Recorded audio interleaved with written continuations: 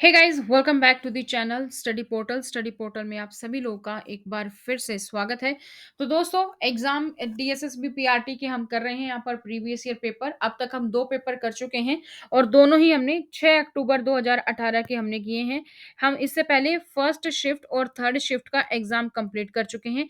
ये हमारा second shift का है, 12:30 से 2:30 बजे जो हुआ था, और ये हम यहाँ पर कंप्लीट करने वाले हैं। पूरा 200 नंबर का आपका पेपर देखेंगे। तो अगर आप लोग इस चैनल पर नए हैं तो सबसे पहले तो आप लोग चैनल को सब्सक्राइब कर लीजिए, ताकि जैसे ही वीडियो अपलोड की जाती है उसकी नोटिफिकेशन आप सभी लोगों को मिल सके। तो स्टडी पोर्टल आप लोगों को घर बैठे स्टडी मटेरियल भी प्रोवाइड करवाता है। अगर आप घर बैठे तैयारी कर रहे हैं सेल्फ स्टडी से, तो इस हेल्पलाइन नंबर पर आप हमें कांटेक्ट कर सकते हैं, 8447410108। और अगर आप चाहते हैं इस तरीके से पीडीएफ्स, या फिर आप चाहते हैं कि प्रीवियस ईयर पेपर्स की आपको कोई बुकलेट मिल जाए जहां पर आप पूरी अच्छे से तैयारी कर सकें, तो जल्द ही वो भी रेडी हो जाएगी, आपको वो कंप्लीट मिल जाएगी, जो भी पेपर हैं उनके अपडेटेड होने के साथ-साथ। तो शुरू करते हैं आज की इस वीडियो को। तो अगर आप D triple SB, KVS, NVS, EMRS, UPSC principal किसी भी एग्जाम की आप तैयारी कर रहे हैं, और इसके साथ ही आप कोई भी लेवल की तैयारी कर रहे हैं, टीजीटी, पीजीटी, पीआरटी, तो आप लोग को कंप्लीट इन्फॉर्मेशन मिल जाएगी इसी चैनल पर। आपको ये इसी नंबर पर आपको कॉल करना है और आप यहाँ से ऑर्डर कर सकते हैं अपना स्टडी मटेरियल। शुरू करें आज की वीडियो को। तो इससे साथ-साथ एक रिक्वेस्ट और आई थी कि जैसे हम रीजनिंग के क्वेश्चन को सोल्व करते हैं, अगर मैथ के क्वेश्चन को भी सोल्व करें तो आपका आधा काम आसान हो जाएगा, क्योंकि आपको आइडिया लग जाएगा कि किस क्वेश्चन को कैसे सोल्व करना है। तो रिक्वेस्ट एक्सेप्टेड। आज के इसमें हम आपके रीजनिंग के साथ-साथ मैथ के क्वेश्चन को भी सोल्व करने की पूरी-पूरी कोशिश करेंगे। ठीक है? कि आपको सारे के सारे सोल्व करके दिखा दिए जाएँ मैथ के क्वेश्चंस भी, ताकि आप लोग को आइडिया लग जाए और आप लोग अच्छे से जो है वो काम कर पाओ अपना। अपनी तैयारी अच्छे से आप कर पाओ। चलो फर्स्ट क्वेश्चन देख लेते हैं। फर्स्ट क्वेश्चन क्या कहता है हमारा रीजनिंग का? 7, 4, 5, 8, 3, 2, ये एक नंबर है, और इस नंबर में आपको बताना है कि विषम संख्याओं का अगर आप योग करेंगे और साथ ही और आप करेंगे सम संख्याओं का योग, तो उसका अंतर बताना है आपको क्या होगा। तो अंतर आपको बताना है क्या होगा, वो आप बताएंगे। कैसे बताएंगे जी? सम संख्या वो जो 2 से विभाजित हो जाती है, और विषम जो 2 से विभाजित नहीं होती है। सिंपल सा सम विषम संख्या तो कुछ ज्यादा है नहीं। तो यहाँ पर विषम कौन-कौन सी दिख रही है? 7 है हमारी, 5 है और हमारी 3 है। तो 7, 5, 3 ये तो हमारी होगी विषम। और सम की बात करें तो 4 है, 8 है और हमारी 2 है। तो 5 और 3 8, 8 और 7 15 हो गया। और इसी तरीके से सम की बात करें तो 8, 2 10 और 4 14 हो गया जी। 15 और 14 में से गया तो 1 बच गया। 1 हमारा आंसर आना चाहिए, जो हमारा फर्स्ट ऑप्शन है। तो यहाँ पे आपकी करेक्ट हो गया। नेक्स्ट क्वेश्चन अब हम देखते हैं। एशियाई खेलों के मस्तूल पर 6 देशों के झंडे फहराए गए हैं। तो 6 हैं, 1, 2, 3, 4, 5, 6, 6 देश हैं, उनके झंडे हैं। चीन का झंडा भारतीय तिरंगे के बाएं था और दाएं जापान का झंडा था। चीन का जो झंडा है वो भारतीय के दाएं था, भारतीय तिरंगे के बाएं, और दाएं किसका था? जापान का था। तो चीन के दाएं में तो जापान है, और बाएं में कौन है? इंडिया है, भारत है। ठीक है? और श्रीलंका का झंडा भारतीय झंडे के दाएं था। श्रीलंका का जो झंडा है वो भारतीय के दाएं है, ठीक है, दाएं है। और पाकिस्तान के झंडे के बाएं है, ठीक है, इसके पाकिस्तान के झंडे के बाएं हैं जी, ओके। और बांग्लादेश के, जो कि बांग्लादेश के झंडे के बाएं है, और पाकिस्तान बांग्लादेश के झंडे के बाएं है, ठीक है जी। सिंपल सा है, कोई ज्यादा फर्क नहीं है। अब ऑर्डर नहीं भी दिया है कि कौन पहले आएगा तो कोई फ़र्क नहीं पड़ता। आप, क्योंकि जो क्वेश्चन है उसमें पूछा कि कौन से 2 झंडे केंद्र में हैं। तो आप इधर से लिख लो या इधर से लिख लो, बात आपकी इसी तरीके से आपका जो है सही बैठेगा। तो यहाँ पे जापान है, चाइना है, इंडिया है, श्रीलंका है, पाकिस्तान है और बांग्लादेश है। सेंटर में कौन है? इंडिया और श्रीलंका। आंसर क्या है? भारत और श्रीलंका। सेकंड ऑप्शन आपका करेक्ट है। नेक्स्ट क्वेश्चन करते हैं, क्वेश्चन नंबर 3। सी का मतलब 3 है तो कैन हैव 18, तो कंप्यूटर को कैसे लिखेंगे? इसमें बहुत ही सिंपल की जो आपकी कोडिंग डिकोडिंग होती है वो है ए बी सी डी, इस तरीके से एक्स वाई जेड। यानी कि ए को 1 माना, बी को 2 माना, सी को 3 माना, डी को 4 माना, ई को 5 माना, इसी तरीके से 24, 25, 26 तक हमने जेड को मान लिया। ठीक है? तो सी का मतलब 3 है और कैन का मतलब 18 है। तो सी का मतलब तो हमारा 3 ही है यहाँ पर। इसी तरीके से ए हमारा 1 पे है और एन हमारा 14 पे होता है। ठीक है? तो हम इनको प्लस करेंगे तो हमारा कितना आ रहा है? 14, 1 15 और 3 18 आ रहा है। इसी तरीके से हमें निकालना है कंप्यूटर को।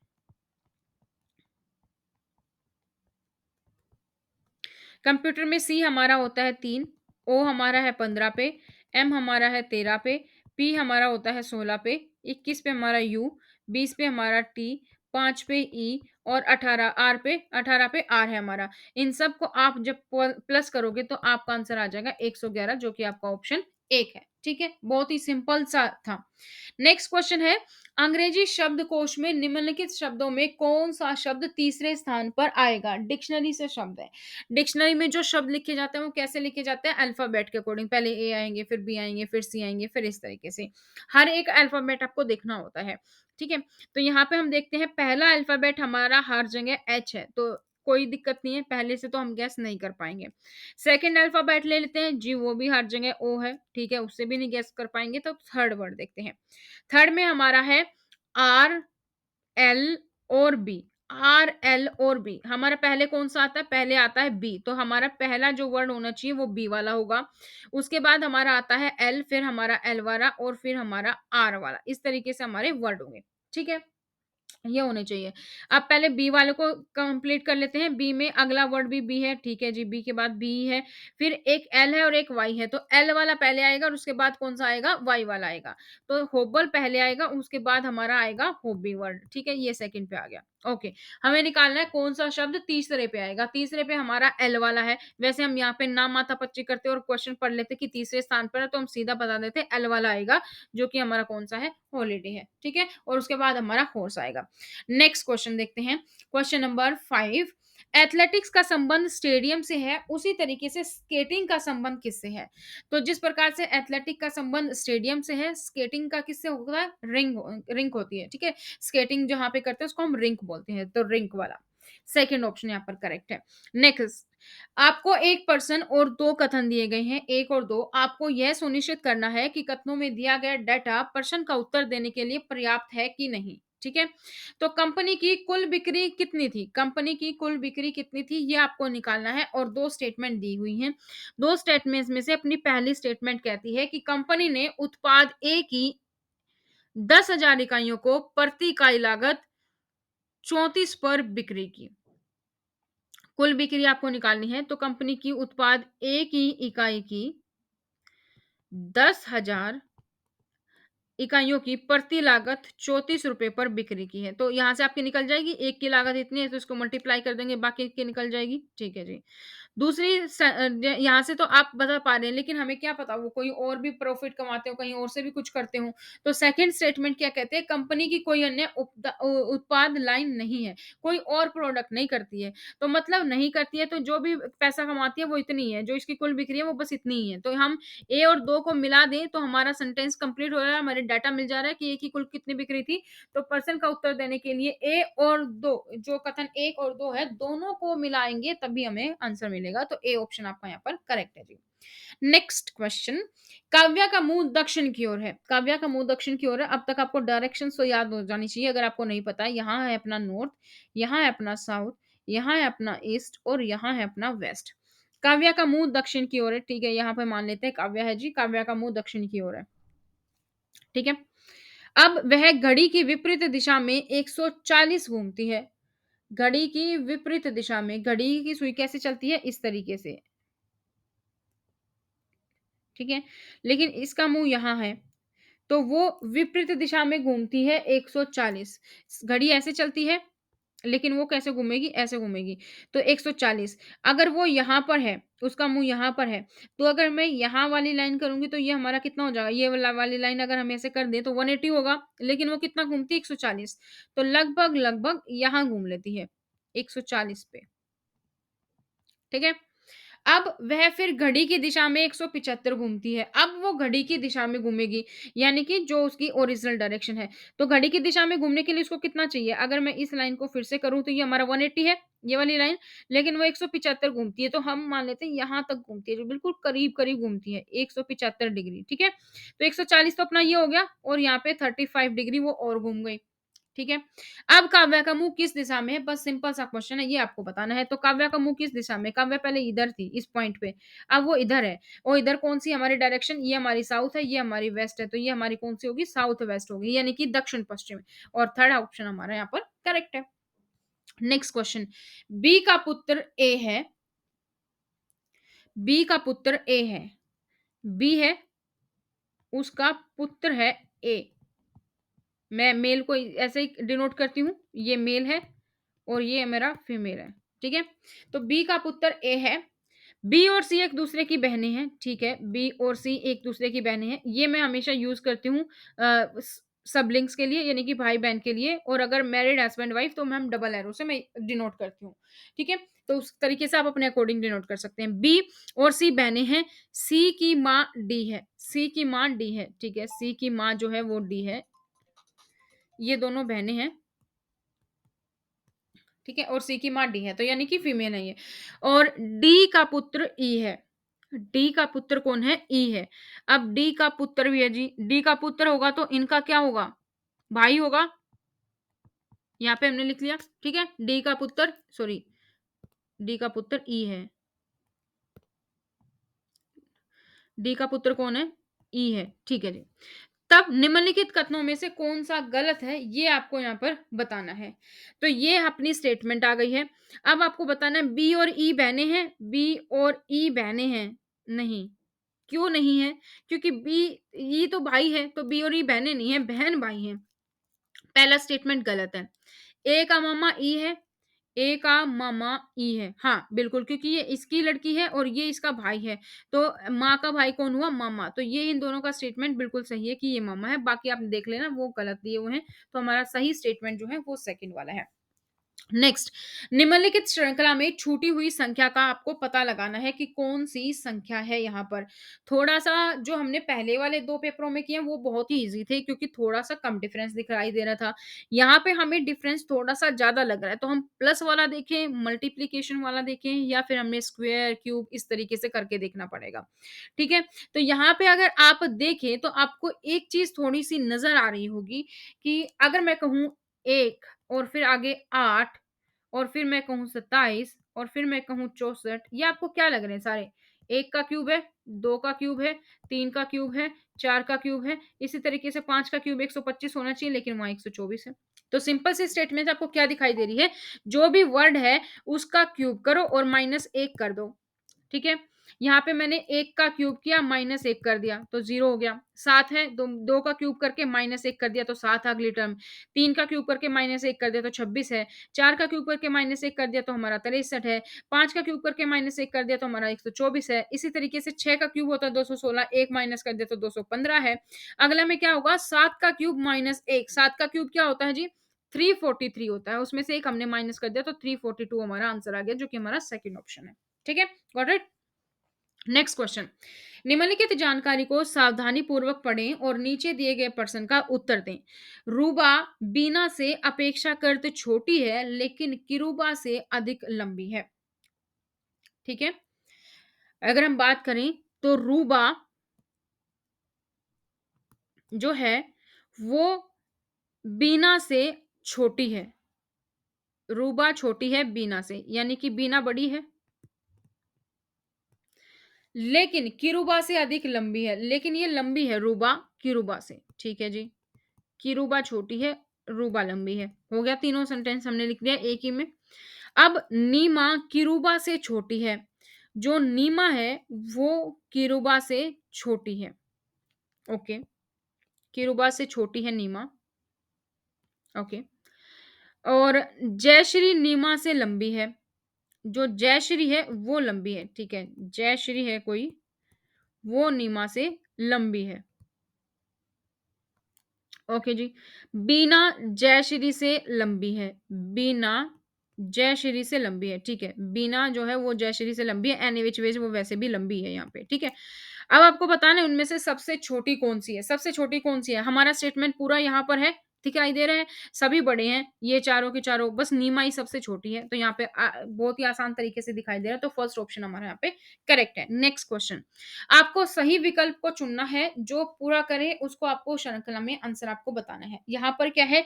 आपको दिखाई दे रहा है हाफ सर्कल, और हाफ सर्कल को उल्टा रख दिया गया है। अब इसी हाफ सर्कल को इकट्ठा रख दिया गया, तो ये बन गया एक लाइन के साथ सर्कल। इसी तरीके से यहाँ पे दो ट्राइंगल हैं, दोनों को हमने इस पॉइंट से जोड़ा है। अब हम दोनों को बेस से जोड़ देंगे, यानी कि ये कुछ ऐसा होना चाहिए। तो ये हमारा थर्ड ऑप्शन है, वो जो कि करेक्ट है। Next question, question number 12। Question number 12 कहता है कि निम्नलिखित आकृति में सीधी लाइनों की संख्या क्या है? सीधी लाइनें कितनी है? सीधी लाइन आप देखोगे 1, 2 सॉरी 1, 2, 3 ठीक है? इसी तरीके से 4, 5, 6, 7, 8, 9, 10 1 सेकंड फिर से कैलकुलेट करते हैं।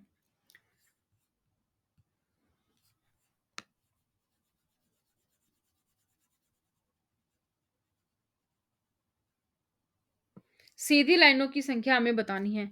तो हमारा 1, 2, 3, 4 इस तरीके से हमारी 4 लाइनें हैं और ये आप कैलकुलेट करोगे तो ये टोटल 12 है। हम ये वाली लाइनें नहीं लेंगे क्योंकि ये हमारी टेढ़ी हैं, हमें लेनी है सीधी वाली लाइनें, ठीक है?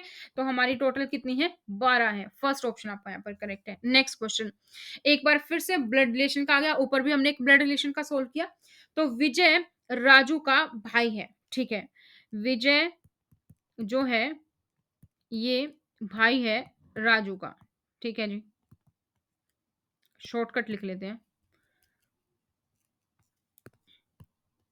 विजय राजू का भाई है, ठीक है? रेखा अभी की बहन है। रेखा अभी की बहन है, बट इन दोनों का अभी विजय राजू से क्या है, कोई लेना देना नहीं है, तो इस सेंटेंस को अभी के लिए छोड़ देते हैं जब तक हमें पता नहीं चले कौन है ये। अब राजू रेखा का पुत्र है। जो ये राजू है रेखा का पुत्र है, यानी इसकी माँ कौन है? रेखा है, ठीक है? रेखा का विजय से क्या संबंध है ये आपको बताना है। रेखा का विजय से क्या संबंध है? रेखा का विजय से क्या संबंध है? अगर मैं रेखा अभी की बहन है, कोई फ़र्क नहीं पड़ता। रेखा अभी की बहन है तो ठीक है जी, अभी की बहन है, कोई फ़र्क नहीं पड़ता। यहाँ से हमें सीधा पता चल रहा है, जब ये दोनों भाई हैं, तो रेखा अगर राजू की माँ है, तो विजय की भी क्या हुई? माँ हुई। तो सेकंड ऑप्शन आपका यहाँ पर करेक्ट है। नेक्स्ट क्वेश्चन, नीचे एक पासे की 4 अलग-अलग स्थितियाँ दी गई हैं। कौन-सा नंबर सामने है जिसके ऊपर 9 लिखा है? वो आपको बताना है। जो 9 लिखा है उसके सामने कौन-सा होगा? आपको ऐसा इस ऐसे में क्या देखना होता है, आपको ये देखना है कि ऐसी कौन-सी आकृति है जो 2 सतह सेम होंगी।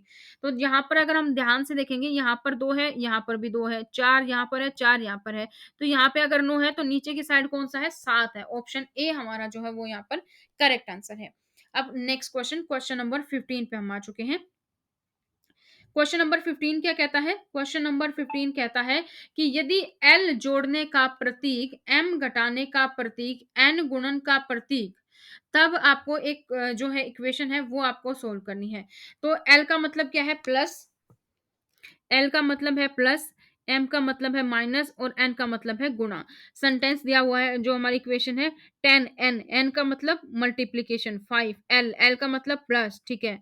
4, 4 के बाद है एन, एन का मतलब मल्टीप्लाई, ठीक है? 4, एम का मतलब माइनस 6। इसको आपको सोल्व करना है। कितना हो जाएगा आपका? 10 पंजे 50 जमा 4 चौक 16 माइनस में 6 आपको करना है। कितना आ जाएगा? 60 आंसर आ जाएगा। ए ऑप्शन आपका यहाँ पर करेक्ट है।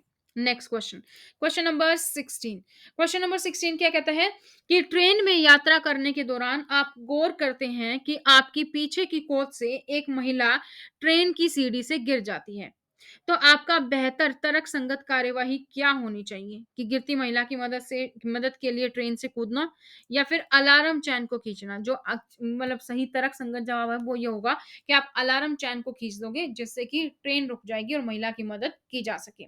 नेक्स्ट, ओड वन आउट आपको बताना है, यानी कि एक विषम आपको बताना है, बाकी 3 किसी ना किसी तरीके से सेम है, एक आपका थोड़ा अलग है, वो आपको बताना है कि क्या है। जैसे कि सीखना, लिखना, ज्ञान, पढ़ना, तो ये सारी क्या है? क्रियाएँ हैं। आप सीखते हो, लिखते हो, पढ़ते हो, लेकिन ज्ञान क्या है? क्रिया नहीं है। तो ज्ञान यहाँ पर अलग वर्ड है। नेक्स्ट क्वेश्चन, आपको 2 कथन दिए गए हैं और 2 निष्कर्ष दिए गए हैं, तो आपको बताना है विकल्पों के निष्कर्ष के बारे में कि सही है कि नहीं। सभी अच्छे खिलाड़ी जीतते हैं और सभी अच्छे खिलाड़ी अच्छी तरीके से खाते हैं, ये दिया हुआ है। अब फर्स्ट जो स्टेटमेंट है वो है सभी जो अच्छी तरीके से खाते हैं खिलाड़ी होते हैं। क्या ये सही है? नहीं। सभी अच्छे खिलाड़ी अच्छी तरीके से तो खाते हैं, लेकिन जो सब अच्छे तरीके से खाते हैं वो सब अच्छे खिलाड़ी नहीं हैं। सेकंड स्टेटमेंट, सेकंड बोलता है कि सभी जो जीतते हैं अच्छी तरीके से खाते हैं, नहीं। खिलाड़ी जीतते हैं, लेकिन इसका मतलब ये नहीं कि जो जीतते हैं वो हमेशा अच्छे तरीके से खाते हैं, तो ये भी हमारा नहीं है। तो केवल निष्कर्ष ना तो ए का पालन करता है और ना ही 2 का पालन करता है। आपका आंसर सेकंड यहाँ पर करेक्ट है। Next question 19। 5 छात्रों ने एक दौड़ में भाग लिया है, ठीक है? अकबर ने दौड़ को मनीष से पहले किया है। अकबर ने दौड़ को मनीष से पहले किया है। यानी कि अकबर पहले आया है और उसके बाद कौन है? मनीष है। ठीक है? अकबर फर्स्ट है यहाँ पर। अकबर ने दौड़ को मनीष से पहले किया, ठीक है? लेकिन गणेश के पीछे था। गणेश के पीछे था। यानी कि अकबर से भी आगे कौन है? गणेश है। राहुल ने दौड़ को संजय से पहले लेकिन मनीष के पीछे संपन्न किया। मनीष के पीछे किसने संपन्न किया है? राहुल ने। तो मनीष आगे है, यहाँ पे राहुल आ गया। अब यहाँ बोला था कि राहुल ने दौड़ को संजय से पहले किया, यानी कि अब राहुल के भी बाद कौन है? संजय है जी। सिंपल सी दी हुए हैं आपकी बार के इसमें क्वेश्चन। तो दौड़ को किसने जीता वो आपको बताना है। सबसे आगे कौन है? गणेश है। तो आंसर कौन सा हुआ? गणेश हुआ। ऑप्शन 3 यहाँ पर करेक्ट है। Next question. एक गांव एक्स में 40% निरक्षर हैं, जबकि 85% बच्चे साक्षर हैं। ठीक है? इस तरीके से आपको करना है। एक गाँव में एक्स एक गाँव एक्स है कोई, वहाँ पे 40% निरक्षर हैं और 85% बच्चे साक्षर हैं और वयस्कों का उन बच्चों के अनुपात 2:3 है। जितने यहाँ पे अडल्ट हैं और चाइल्ड हैं, उनका रेशो है आपका 2/3, ठीक है? और मैं अडल्ट की बात करूँ तो अडल्ट में 40% जो हैं वो निरक्षर हैं, यानी कि निरक्षर दिए हुए हैं, हम साक्षर लिख लेते हैं कितने हैं। तो यहाँ पर हमारे साक्षर जो हैं यानी कि जो पढ़े लिखे हैं 40% नहीं पढ़े तो 60% पढ़े हुए हैं और बच्चों में कितने पढ़े हुए हैं? 85% साक्षर हैं। ठीक है? ये स्टेटमेंट है। अब आपको बताना है इसके कितने प्रतिशत जो है जनसंख्या साक्षर है, वो आपको यहाँ पर बतानी है। तो आप बच्चों की संख्या मान लेंगे, वयस्कों की संख्या मान लेंगे, क्योंकि यहाँ पे 2 है, यहाँ पे 3 है, तो हमने मान लिया 2x तो हमारे बच्चे हैं और 2x हमारे अडल्ट है और 3x हमारे क्या हैं? बच्चे हैं। अब आपको साक्षर की संख्या निकालनी है, तो वो आप निकालेंगे, क्योंकि साक्षर की संख्या हमारी कितनी है? साक्षर ही पूछा ना कितने प्रतिशत, तो 2x का तो हमारा जी 60% पढ़े लिखे हैं। ठीक है? और अगर हम बात करें बच्चों की यहाँ पर, तो 3x का हमारा 85% पढ़े लिखे हैं और टोटल हमारे कितने हैं? 2x प्लस 3x 5x है। ठीक है? ये पर इतना दिया हुआ है। अब आप जब इसको सोल्व करेंगे तो आपका 75% जो है आपका यहाँ पर आ जाएगा आंसर। कैसे करना है? 6 दूनी 12, 120 x बटे 100 जमा में 85 को अगर हम मल्टीप्लाई करते हैं 3 से तो अपना कितना आ जाएगा? 85 को हम यहाँ पर 3 से करेंगे। 85 ही परसेंट था ना? यस। 85% को हम यहाँ पे कर देंगे 3 से। उससे पहले तो 5 तिये 15 का 5 का, हाथ से लगी 1, 3 अठे 24 और 1 25, 255। ये आपका इस तरीके से आ गया। ठीक है? अब इसको प्लस करेंगे हम, कितना हो जाएगा? 255 और 120 को हमने प्लस किया तो 5 7 375। तो 375 x बटे में 100 गुना में ऊपर चला जाएगा अपना 5x, ठीक है? और डिवाइडेड बाय में क्या था अपना? 5x था यहाँ पर। अब इसको आप x की वैल्यू निकाल लीजिए। x की वैल्यू आपकी आ जाएगी कितनी? 75%। ठीक है? कैलकुलेट मैंने कर दिया। फर्स्ट ऑप्शन आपका यहाँ पे करेक्ट है। अब हम करते हैं अपना जीके का पोर्शन। चलिए, तो जीके का पोर्शन क्या कहता है? सबसे पहला क्वेश्चन, उपराष्ट्रपति डैश के द्वारा चुना जाता है और निर्वाचक मंडल के सदस्य यही होते हैं। तो उपराष्ट्रपति को कौन चुनता है? क्या हम चुनते हैं? नहीं चुनती जनता। राज्यसभा और लोकसभा चुनती है, जो हमने जनता ने चूज करके भेजे हैं, वो आगे चुनते हैं। तो भारतीय संविधान के अनुच्छेद 63, अनुच्छेद जो आर्टिकल 63 है, उसमें उपराष्ट्रपति के बारे में उल्लेख दिया हुआ है। तो भारतीय संविधान में उपराष्ट्रपति का पद अमेरिका के संविधान से लिया है हमने। ठीक है? क्वेश्चन आ जाए कहां से लिया, तो अमेरिका के संविधान से लिया है। और उपराष्ट्रपति का निर्वाचन संसद के दोनों सदनों के सदस्य से मिलकर होने वाले निर्वाचक गण द्वारा होता है। ठीक है? आनुपातिक प्रतिनिधित्व पद्धति के अनुसार एकल संक्रमणीय मत पद्धति द्वारा। तो ऐसे में निर्वाचन में मतदान क्या होता है? गुप्त होता है और उपराष्ट्रपति के पद के लिए किसी व्यक्ति को निर्वाचित किए जाने हेतु निर्वाचकरण में संसद के दोनों सदस्य के सदस्य होते हैं। तो आर्टिकल 63 में है, हमने अमेरिका से लिया है और चुनते कौन है? राज्यसभा और लोकसभा के प्रतिनिधि, ठीक है? नेक्स्ट जी, शिक्षा में साक्षरता दर क्या है? शिक्षा की साक्षरता दर की बात करें तो 81.4% है आपकी। ये आपकी 2011 गणना के अनुसार है, ठीक है? उसके बाद आप अपनी अलग से अपडेट कर लेंगे। गंगा मैदान में कर्नली नदी को डैश के रूप में जाना जाता है। गंगा मैदान में कर्नली जो नदी है उसको हम जानते हैं घाघरा नदी के नाम से। घाघरा नदी या फिर कर्नली नदी या फिर गंगा की मुख्य सहायक नदी है। इसका उद्गम होता है तिब्बत के पठार पर स्थित मापा चाचुंगो हिमनदी से और इसके बाद यह नेपाल से होकर भारत के उत्तर प्रदेश और बिहार में प्रवाहित होती है और यह नदी पर्वतीय क्षेत्र में कर्नाली और मैदानी क्षेत्र में इसको हम गागरा के नाम से जानते हैं और इसे ही हम सरयू के नाम से भी जानते हैं, ठीक है? नेक्स्ट क्वेश्चन, जुलाई 2018 में आयोजित ब्रिक्स शिखर सम्मेलन में किस नेताओं ने भारत का प्रतिनिधित्व किया? ब्रिक्स याद है, बताया था। Brazil, Russia, India, China, south Africa. कौन करता है रिप्रेजेंट? बाकियों के तो जी प्रेसिडेंट है, अपना पीएम है, क्योंकि हमारे यहाँ पर पीएम को ज्यादा पावर होती है। तो अपना कौन हो गया जी? नरेंद्र मोदी हो गया, ठीक है? जुलाई 2018 में आयोजित हुआ था ब्रिक्स शिखर सम्मेलन और जो भारत के वर्तमान 2021 की अगर हम बात करें तो प्रधानमंत्री श्री नरेंद्र मोदी ही तभी थे अपने पीएम, तो उन्होंने प्रतिनिधित्व किया। यह सम्मेलन कहाँ हुआ था? दक्षिण अफ्रीका के जोहान्सबर्ग में। तो हर बार एक एक देश में होता रहता है अलग अलग में, तो इन पांचों में ही। ब्रिक्स एक उभरती हुई अर्थव्यवस्था वाले देशों का संगठन है। इसकी स्थापना कब हुई थी? इसकी स्थापना हुई थी 2009 में। ये 5 कंट्री है यहाँ पर इसमें, ठीक है? ब्राजील, रूस, भारत, चीन और दक्षिण अफ्रीका। 2021 में नई दिल्ली में आयोजित जो ब्रिक्स सम्मेलन हुआ उसमें भारत के विदेश मंत्री एस जयशंकर ने अध्यक्षता की थी। तो इस सम्मेलन की में विदेश मंत्री जयशंकर ने ब्रिक्स की वेबसाइट का अनावरण भी किया था, वर्चुअल हुआ था, ठीक है?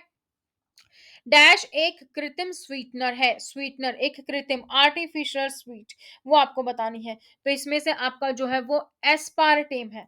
एस्पार्टेम एक आर्टिफिशियल स्वीटनर है। ये दो अमीनो एसिड से मिलकर बना होता है, एस्पार्टिक और फेलियालेनिन, ठीक है? ये जो पदार्थ है आमतौर पर खाद्य पदार्थों और पेय पदार्थों में चीनी के विकल्प के रूप में होता है। देखते हैं ना आप, ऐड आती है स्वीटनर की, तो ये आर्टिफिशियल स्वीटनर। नेक्स्ट, 2018-19 के सीजन में जवार का न्यूनतम समर्थन प्राइस क्या था? 2450 रुपए था, ठीक है? नेक्स्ट क्वेश्चन, ग्रास घरेलू उत्पाद यानी कि नेट डोमेस्टिक प्रोडक्ट एनडीपी के संबंध में कौन सा कथन सही है आपको बताना है। तो मूल्यह्रास के मूल्य में वजन को समायोजित करने के बाद परिकलित एनडीपी और जीडीपी होती है, बिल्कुल करेक्ट है। NDP is equal to GDP plus GNP minus में आपका डिप्रिशिएशन यानी कि मूल्यह्रास। क्या ये सही है? नहीं, केवल एक है जो आपका यहाँ पर सही है। तो ग्रोस घरेलू उत्पाद जो होता है आपका सकल घरेलू उत्पाद में से यदि मूल्यह्रास को हम हटा दें तो हमारा क्या बच जाता है? अब डिप्रिसिएशन को हटा देंगे तो हमारा शुद्ध घरेलू उत्पाद बन जाता है। और मूल्यह्रास से आशय यानी कि उत्पादन इकाइयों में उपभोग के कारण होने वाली क्षति, जो भी प्रोडक्ट वेस्ट हो गया वो हमारी डिप्रिसिएशन, ठीक है? नेक्स्ट क्वेश्चन, ऑब्जेक्ट खींचते या उठाने के दौरान ऋणात्मक कार्य डैश द्वारा किया जाता है। जब हम किसी ऑब्जेक्ट को खींचते हैं या उठाते हैं, अपना वजन पूरा लगाते हैं, बट वहां पे नेगेटिव एनर्जी कौन प्ले करता है? हमारा गुरुत्वाकर्षण बल, क्योंकि गुरुत्वाकर्षण बल ग्रेविटेशनल फोर्स क्या है? धरती अपनी तरफ चीजें खींचती है। तो जब हम किसी वस्तु को उठाते हैं तो पृथ्वी का जो गुरुत्व है वो उसके अपने अपोजिट तरफ बल लगाता है। तो वस्तु को ऊपर उठाने के लिए वस्तु के भार से हमें अधिक बल की आवश्यकता पड़ती है और ये गुरुत्व बल वस्तु का द्रव्यमान और गुरुत्वीय त्वरण सदैव नीचे की ओर कार्य करता है। तो जब भी हम कोई भी वस्तु खींचते हैं, उठाते हैं, तो यहाँ पर जो नेगेटिव रोल प्ले करता है वो है gravitational force. Next question, Kanchenjunga Himalaya के निम्नलिखित भौगोलिक प्रभागों में से किसके अंतर्गत आता है?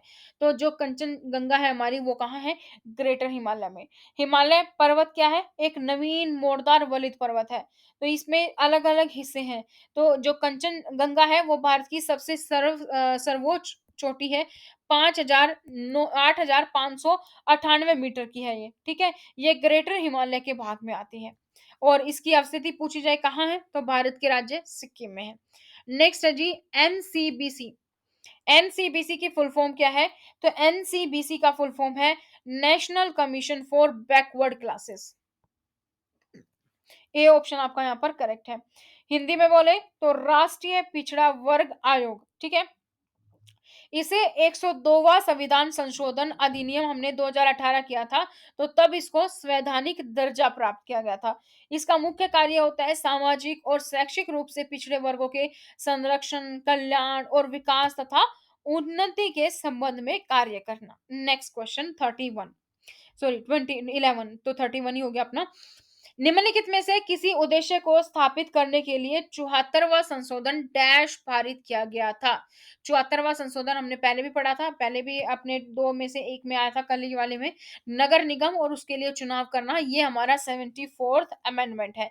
तो जो 74वां संविधान संशोधन अधिनियम है 1993 के अंतर्गत किया गया था और संविधान में 12वीं अनुसूची को जोड़ा गया था।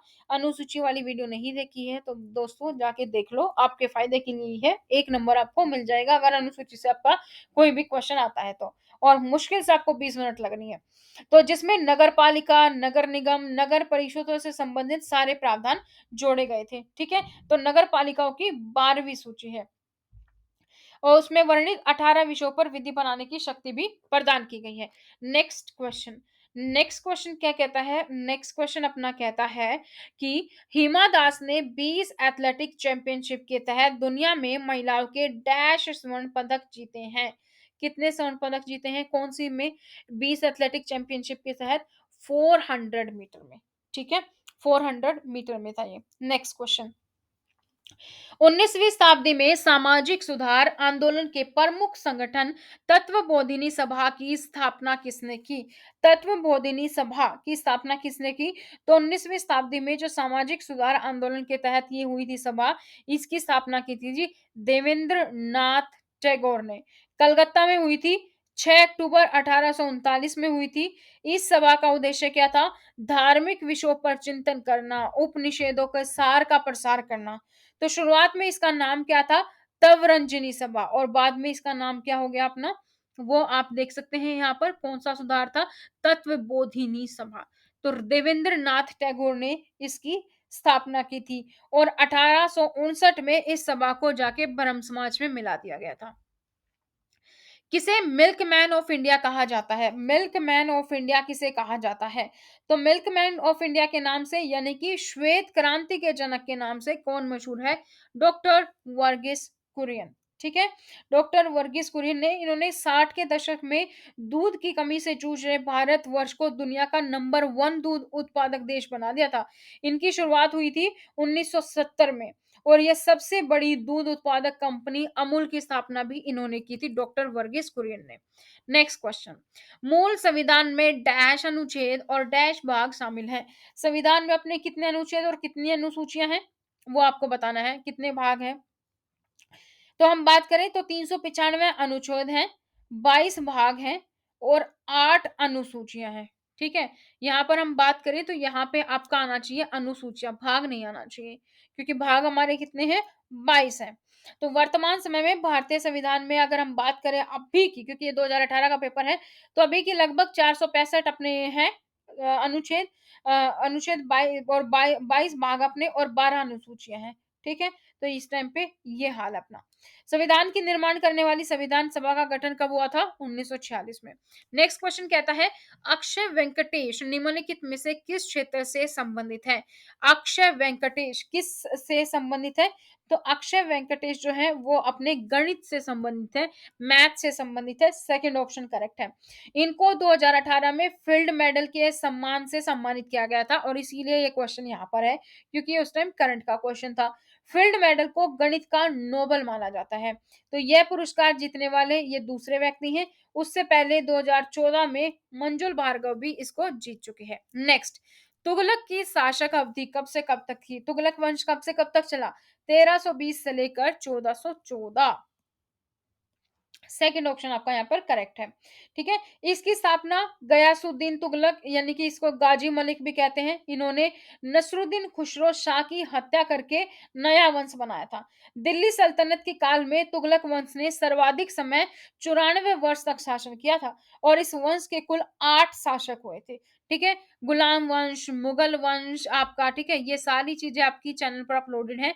डालिए मुगल वंश स्टडी पोर्टल, गुलाम वंश स्टडी पोर्टल, आपके पास पूरी प्लेलिस्ट आ जाएगी और आप वहां से तैयारी कर सकते हैं। नेक्स्ट है तमाशा। तमाशा निम्नलिखित में से किस राज्य का लोक नृत्य है? तमाशा किस राज्य का लोक नृत्य है? तो तमाशा है जी अपना महाराष्ट्र का लोक नृत्य। इस लोक नृत्य को महाराष्ट्र के कोल्हाटी समुदाय द्वारा मनाया जाता है और इसका जो भूमिकाएं हैं इसमें मुख्य महिलाएं भूमिकाएं निभाती हैं और इसको विकसित करने का श्रेय जाता है बंशीधर भट्ट को।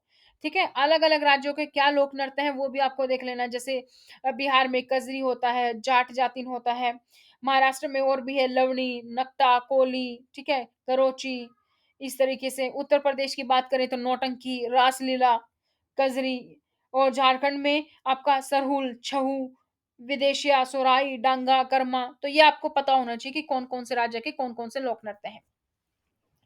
नेक्स्ट क्वेश्चन है सीपीआईआरएल के लिए क्या काम करता है? सीपीआईआरएल यानी कि consumer price index for the rural labours क्या काम करता है जी ये?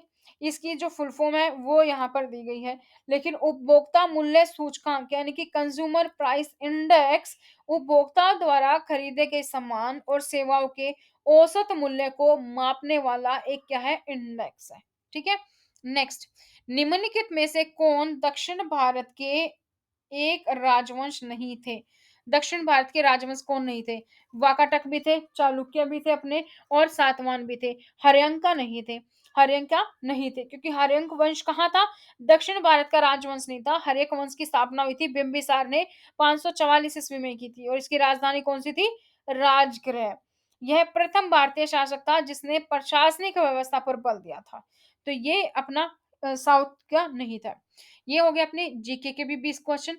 फिर से अपडेट दे दूं, अगर आप घर बैठे तैयारी कर रहे हैं तो आप इस हेल्पलाइन नंबर पर कॉल करके हमें से स्टडी मटेरियल ऑर्डर कर सकते हैं किसी भी कॉम्पिटिटिव एग्जाम के लिए, D triple S B, K V S, NVS, UGC NET, EMRS, इन सभी के लिए। और आप TGT, PGT, PRT, principal level सभी लेवल के आपको सेट्स मिलते हैं बाय कोरियर, आपको घर तक आपके जो है ऑर्डर पहुंचाया जाता है। तो इस हेल्पलाइन नंबर पर आप हमें कॉल कर सकते हैं और व्हाट्सएप के माध्यम से हमारे साथ जुड़ने के लिए अपना नाम, सिटी और अपने एग्जाम का नाम लिख के हम आप हमें इसी नंबर पर व्हाट्सएप कर सकते हैं ताकि आपको सारी इंफॉर्मेशन मिलती रहे। अब हम बात करते हैं जी किसकी? अर्थमेटिक एबिलिटी यानी कि मैथ के पोर्शन की। तो मैथ की बात करते हैं। सबसे पहला क्वेश्चन जो हमारा यहाँ पर है वो है कि 19,444 की एक राशि है, वो बाँटी जाती है कि ए का 4 गुना हिस्सा बी के 6 गुने हिस्से के बराबर है और सी के 3 गुना हिस्से के बराबर है। अब आपको बताना है कि कितना हिस्सा किसको मिला। अगर हम यहाँ पर बात करें, ये एक ऐसी सेंटेंस एक ऐसा निकाल लेते हैं जो सबके लिए इक्वल हो। अगर मैं इसको मल्टीप्लिकेशन कर दूँ 6 तिया 18, 18 चौके इस तरीके से 72 हो गया। यहाँ पे कितना आ गया? 4 एकम 4, 4 अठे 32, 18 और यहाँ पे कितना हो गया अपना दैट इज़ 6b, 6 एकम 6, 6 दूनी 12 और यहाँ पर 3 दूनी 6, 3 चौके 12। तो मेरे पास 18, 12 और 24 इस तरीके से ये है।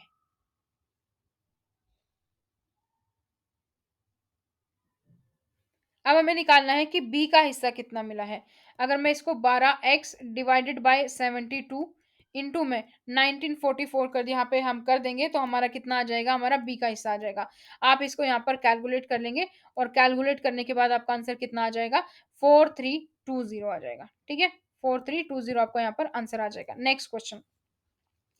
आपको इसका मान बताना है कि इसका मान कितना होगा। मान बताने के लिए आप ऊपर फॉर्मूला देखिए, ए प्लस बी का स्क्वायर प्लस में ए माइनस बी का स्क्वायर अपना फॉर्मूला बन रहा है और ये फॉर्मूला बन रहा है तो हमारा क्या बन गया? इसका फॉर्मूला क्या होता है? 2a स्क्वायर प्लस में बी स्क्वायर। ये हमारा फॉर्मूला यहाँ पर बन चुका है। तो इसी तरीके से हम यहाँ पर करेंगे। ठीक है? ऊपर निकला हमारा 2 ए स्क्वायर यानी कि 269 का स्क्वायर प्लस 831 का स्क्वायर और नीचे है 2.69 का स्क्वायर प्लस में 8.31 का स्क्वायर। 2 तो ऊपर ठीक है, हम इसको इससे तो कट कर देंगे, ठीक है? 2 को बाहर निकाल के इसको इससे कट कर देंगे। लेकिन नीचे क्या है, पॉइंट का स्क्वायर यानी कि 4 ज़ीरो तो ऊपर हमें पॉइंट हटाने के लिए 4 ज़ीरो लगानी पड़ेंगी। तो आंसर कितना आ जाएगा अपना, दो 20,000। तो ए थर्ड ऑप्शन अपना ऑप्शन करेक्ट है यहाँ पर। नेक्स्ट क्वेश्चन, 30 वस्तुएं बेचने पर एक व्यक्ति को 5 वस्तुओं के बिक्री मूल्य का लाभ होता है, तो उसका लाभ प्रतिशत निकालना है आपने। लाभ प्रतिशत कैसे निकालेंगे? अब उसने 30 वस्तुएं बेची हैं, उसको फायदा कितने का हुआ? 5 वस्तुओं के बिक्री मूल्य का, ठीक है? तो 5 वस्तुओं का बिक्री मूल्य है हमारा, ये हमारा हो गया लाभ। और कितने में से, अगर उसने बेची है 30 तो मान लो उसने प्राइस तो कितने का दिया? 25 का ही तो दिया ना उसने। उसपे 30 का उसने बेचा है 5 का, तो यहाँ पर 5/25 गुणा में 100 हम कर देंगे तो 5×5 = 25 और 5 दूनी 10 और 0, ठीक है? तो यहाँ पर 20% अपना आंसर आ गया। 1 सेकंड। फोर्थ आपका ऑप्शन हो गया। तो 5 वस्तु के अगर बिक्री मूल्य का लाभ हुआ है, तो एक्चुअली में उसने कितनी बेची है? 25 का ही उसने प्राइस लगाया है। तो 5 वो खरीद रहा है, 5 डिवाइडेड बाय 25 गुणा में 100, इस तरीके से आप निकाल देंगे इसको सिंपली और आपको आंसर मिल जाएगा। नेक्स्ट क्वेश्चन क्या कहता है? नेक्स्ट क्वेश्चन कहता है कि 2 संख्याओं का महत्तम समापवर्तक 18 है। महत्तम समापवर्तक 2 का 18 है और उनका गुणनफल अगर हम करें तो वो अपना 8748 है। उनका व्युत्क्रम क्या होगा? इस तरीके से आपको निकालना है आंसर, ठीक है? अब हम मान लेते हैं कि एक संख्या हमारी x है और दूसरी संख्या हमारी क्या है? वो भी देख लेते हैं। एक हमने मान ली 18x और एक हमने मान ली 18y, क्योंकि महत्तम समापवर्तक क्या, क्योंकि एक ऐसा कॉमन फैक्टर जो दोनों में है, तो हमारा x यहाँ पे है तो यहाँ पे भी 18 होना चाहिए और y यहाँ पे है दूसरा नंबर तो यहाँ पे भी अपना 18 होना चाहिए। हमें निकालना क्या है? हमें निकालना है 1x प्लस में 1y यानी कि 118x प्लस में 118y, क्योंकि हमने एक नंबर माना है ये और एक नंबर माना है ये हमें निकालना है। अगर हम बात करें इसके लिए, तो इसका जो हमें दिया गया है, इसको हम सोल्व करते हैं। इसको हम सोल्व करते हैं, इसको हम पहले कुछ ना कुछ ऐसा पुट करके देखेंगे कि जो जिससे ये यहाँ पर हो जाए। मान लीजिए हमने x को पुट किया 1 और y को हमने पुट कर लिया हमने 27। तो यहाँ पे अगर हम इसको सोल्व करेंगे तो 27 प्लस 1 डिवाइडेड बाय 486 आ जाएगा। तो 28 डिवाइडेड बाय 486 और इसको हम डिवाइड वो कर देंगे कट-पिट और निकालेंगे तो अपना कितना आ जाएगा? 2 दूनी 4, 2 चौके 8, 2 तिया 6। लेकिन हमें क्या निकालना था? व्युत्क्रम। तो 14/243 अपना यहाँ पर आंसर आ गया थर्ड ऑप्शन, ठीक है? नेक्स्ट क्वेश्चन, एक नाव है 2 घंटे में 7.5 किलोमीटर धारा प्रतिकूल यानी कि अपस्ट्रीम और 9 किलोमीटर डाउनस्ट्रीम जा सकती है। इसके अलावा 2 घंटे 45 मिनट में 9 किलोमीटर अपस्ट्रीम और 15 किलोमीटर डाउनस्ट्रीम जा सकती है। आपको गति निकालनी है। हमने पहले माना नाव की चाल हम मान लेते हैं x किलोमीटर प्रति घंटा। इसी तरीके से हम मान लेते हैं धारा की चाल हमें माननी पड़ेगी y किलोमीटर प्रति घंटा, हमने ये मान ली। अब हम क्वेश्चन की बात करें तो 7.5 किलोमीटर अपस्ट्रीम, ठीक है? अपस्ट्रीम होगा यानी कि x माइनस वाई धारा प्रतिकूल, ठीक है? उसको कुछ अलग से फोर्स नहीं लगाना पड़ेगा। और दूसरे में डाउनस्ट्रीम में 9, तो यहाँ पर हमारा क्या हो जाएगा x प्लस वाई यानी कि दोनों की डाउनस्ट्रीम कितना दिया गया है? 2 दिया गया है। इसके बाद 2 घंटे 45 मिनट में 9 घंटे और 15 स्ट्रीम डाउन स्ट्रीम कर सकती है। और दूसरा इक्वेशन हमारा क्या कहता है? दूसरा इक्वेशन हमारा कहता है कि 9 में down upstream plus 15 kilometre upstream यहाँ पे डाउनस्ट्रीम, ठीक है? तो आपको अपस्ट्रीम में माइनस करना है और डाउनस्ट्रीम में आपको प्लस करना है और ये कितना है अपना 2 घंटे 45 मिनट। अब यहाँ पर हमने घंटे लिया है तो यहाँ पर भी हम इसको घंटे में कन्वर्ट करेंगे तो 2 घंटे तो हमारे हैं ही, 45 मिनट डिवाइडेड बाय हम 60 कर देंगे 5 15, 5 चौके 60, 4 दूनी 8 और 3 11/4, ये अपना हो गया 11/4।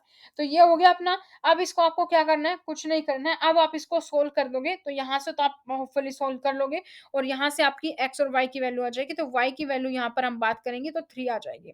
ये आपका 3 वाला ऑप्शन करेक्ट है। नेक्स्ट क्वेश्चन, उस न्यूनतम संख्या के अंकों का योग क्या है जिसे पूर्ण घन बनाने के लिए 13, 8, 9, 6 में से घटाया जाए। 13, 8, 9, 6 में से घटाया जाए।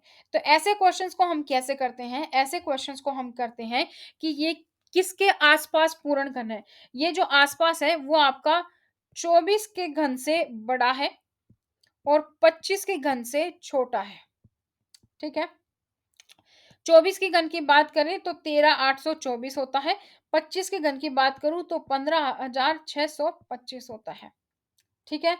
अब इसमें से कितना घटा दिया जाए कि हमें यहाँ पर क्या पूछा गया? न्यूनतम संख्या के अंकों का योग जिसमें से घटाया जाए, घटाना है हमें। तो हमें इसमें से घटाना है, यानी कि हमें इसको इसके बराबर लेके आना है। तो इसमें से हम घटाएँगे तो कितना आ जाएगा अपना यहाँ से इसमें आप घटाइए 96 में से 24 कितना आ गया? 72, 72 घटाया जाएगा तो हमारा क्या बन जाएगा? ये 24 का घन बन जाएगा। अब इसने क्या पूछा? न्यूनतम संख्या के अंकों का योग पूछा है। तो 7 और 2 और 7 और 2 के योग पूछा तो योग करेंगे तो कितना आ जाएगा? 9, जो कि हमारा सेकंड ऑप्शन है। नेक्स्ट क्वेश्चन, एक त्रिभुज है, उसकी भुजाएँ हैं 5, 12 और 13। 5 है, 12 है और 13 है, ठीक है? हर एक शीर्ष पर 2 सेंटीमीटर त्रिज्या के वृत्त बनाए जाते हैं। यहाँ पर भी 2 सेंटीमीटर का वृत्त बना दिया, यहाँ पर भी 2 का बना दिया और जी यहाँ पर भी 2 का बना दिया, इन पॉइंट्स को सेंटर मान के। अब क्या करना है? वृत्तों के क्षेत्रों में आने वाले हिस्सों को छोड़कर त्रिभुज का क्षेत्रफल आपको निकालना है। कैसे आप निकाल लेंगे? वृत्त के क्षेत्रों को छोड़ने वाले को आप, इसका फॉर्मूला क्या होता है? Half into L into B. ये तो अपना हो गया इसका क्षेत्रफल, अपना किसका? ट्रायंगल का। अब इसमें से हम किसका क्षेत्रफल घटा देंगे? इसका हम घटा देंगे आपके सर्कल का, minus half pi R square, क्योंकि हाफ ही तो आएगा ना, बाकी तो आपका बाहर की तरफ है हिस्सा। तो हाफ पाई आर स्क्वायर, तो इसको हम घटाएंगे तो हाफ इंटू में 5 गुणा में 12 घटा में 1/2 गुणा में पाई का वैल्यू 3.14 और आपका आर कितना था? सेकंड। तो इसको आप कंप्लीट करेंगे तो 3.23.72 आपका आंसर आ जाएगा, ए ऑप्शन। ठीक है? नेक्स्ट क्वेश्चन की तरफ आप बढ़ते हैं। नेक्स्ट क्वेश्चन हमें कहता है एक वस्तु का अंकित मूल्य 12,400 है। मार्क्ड प्राइस जो होता है वो दिया है 12,400 रुपए जी। अब उसे 25% की छूट दी, फिर उसे एक और छूट दी। ठीक है? तो उस वस्तु की बिक्री मूल्य कितना हो गया? 8,184 हो गया। ये इसमें कैसे होता है कि आपने 1200 400 पे पहले दी 25% की छूट, जो वैल्यू आई उस पे फिर आपने x% दी है और वो इसकी है। तो इस तरीके से आप सोल्व करेंगे तो ये आपका सोल्व यहाँ पर हो जाएगा। ठीक है? तो अगर मैं इसको इक्वेशन के वे में आपको लिख के दूँ जिसको आप सोल्व करेंगे, 1 सेकंड इसको इरेज़ कर लेते हैं थोड़ा-सा, हो जाए यार।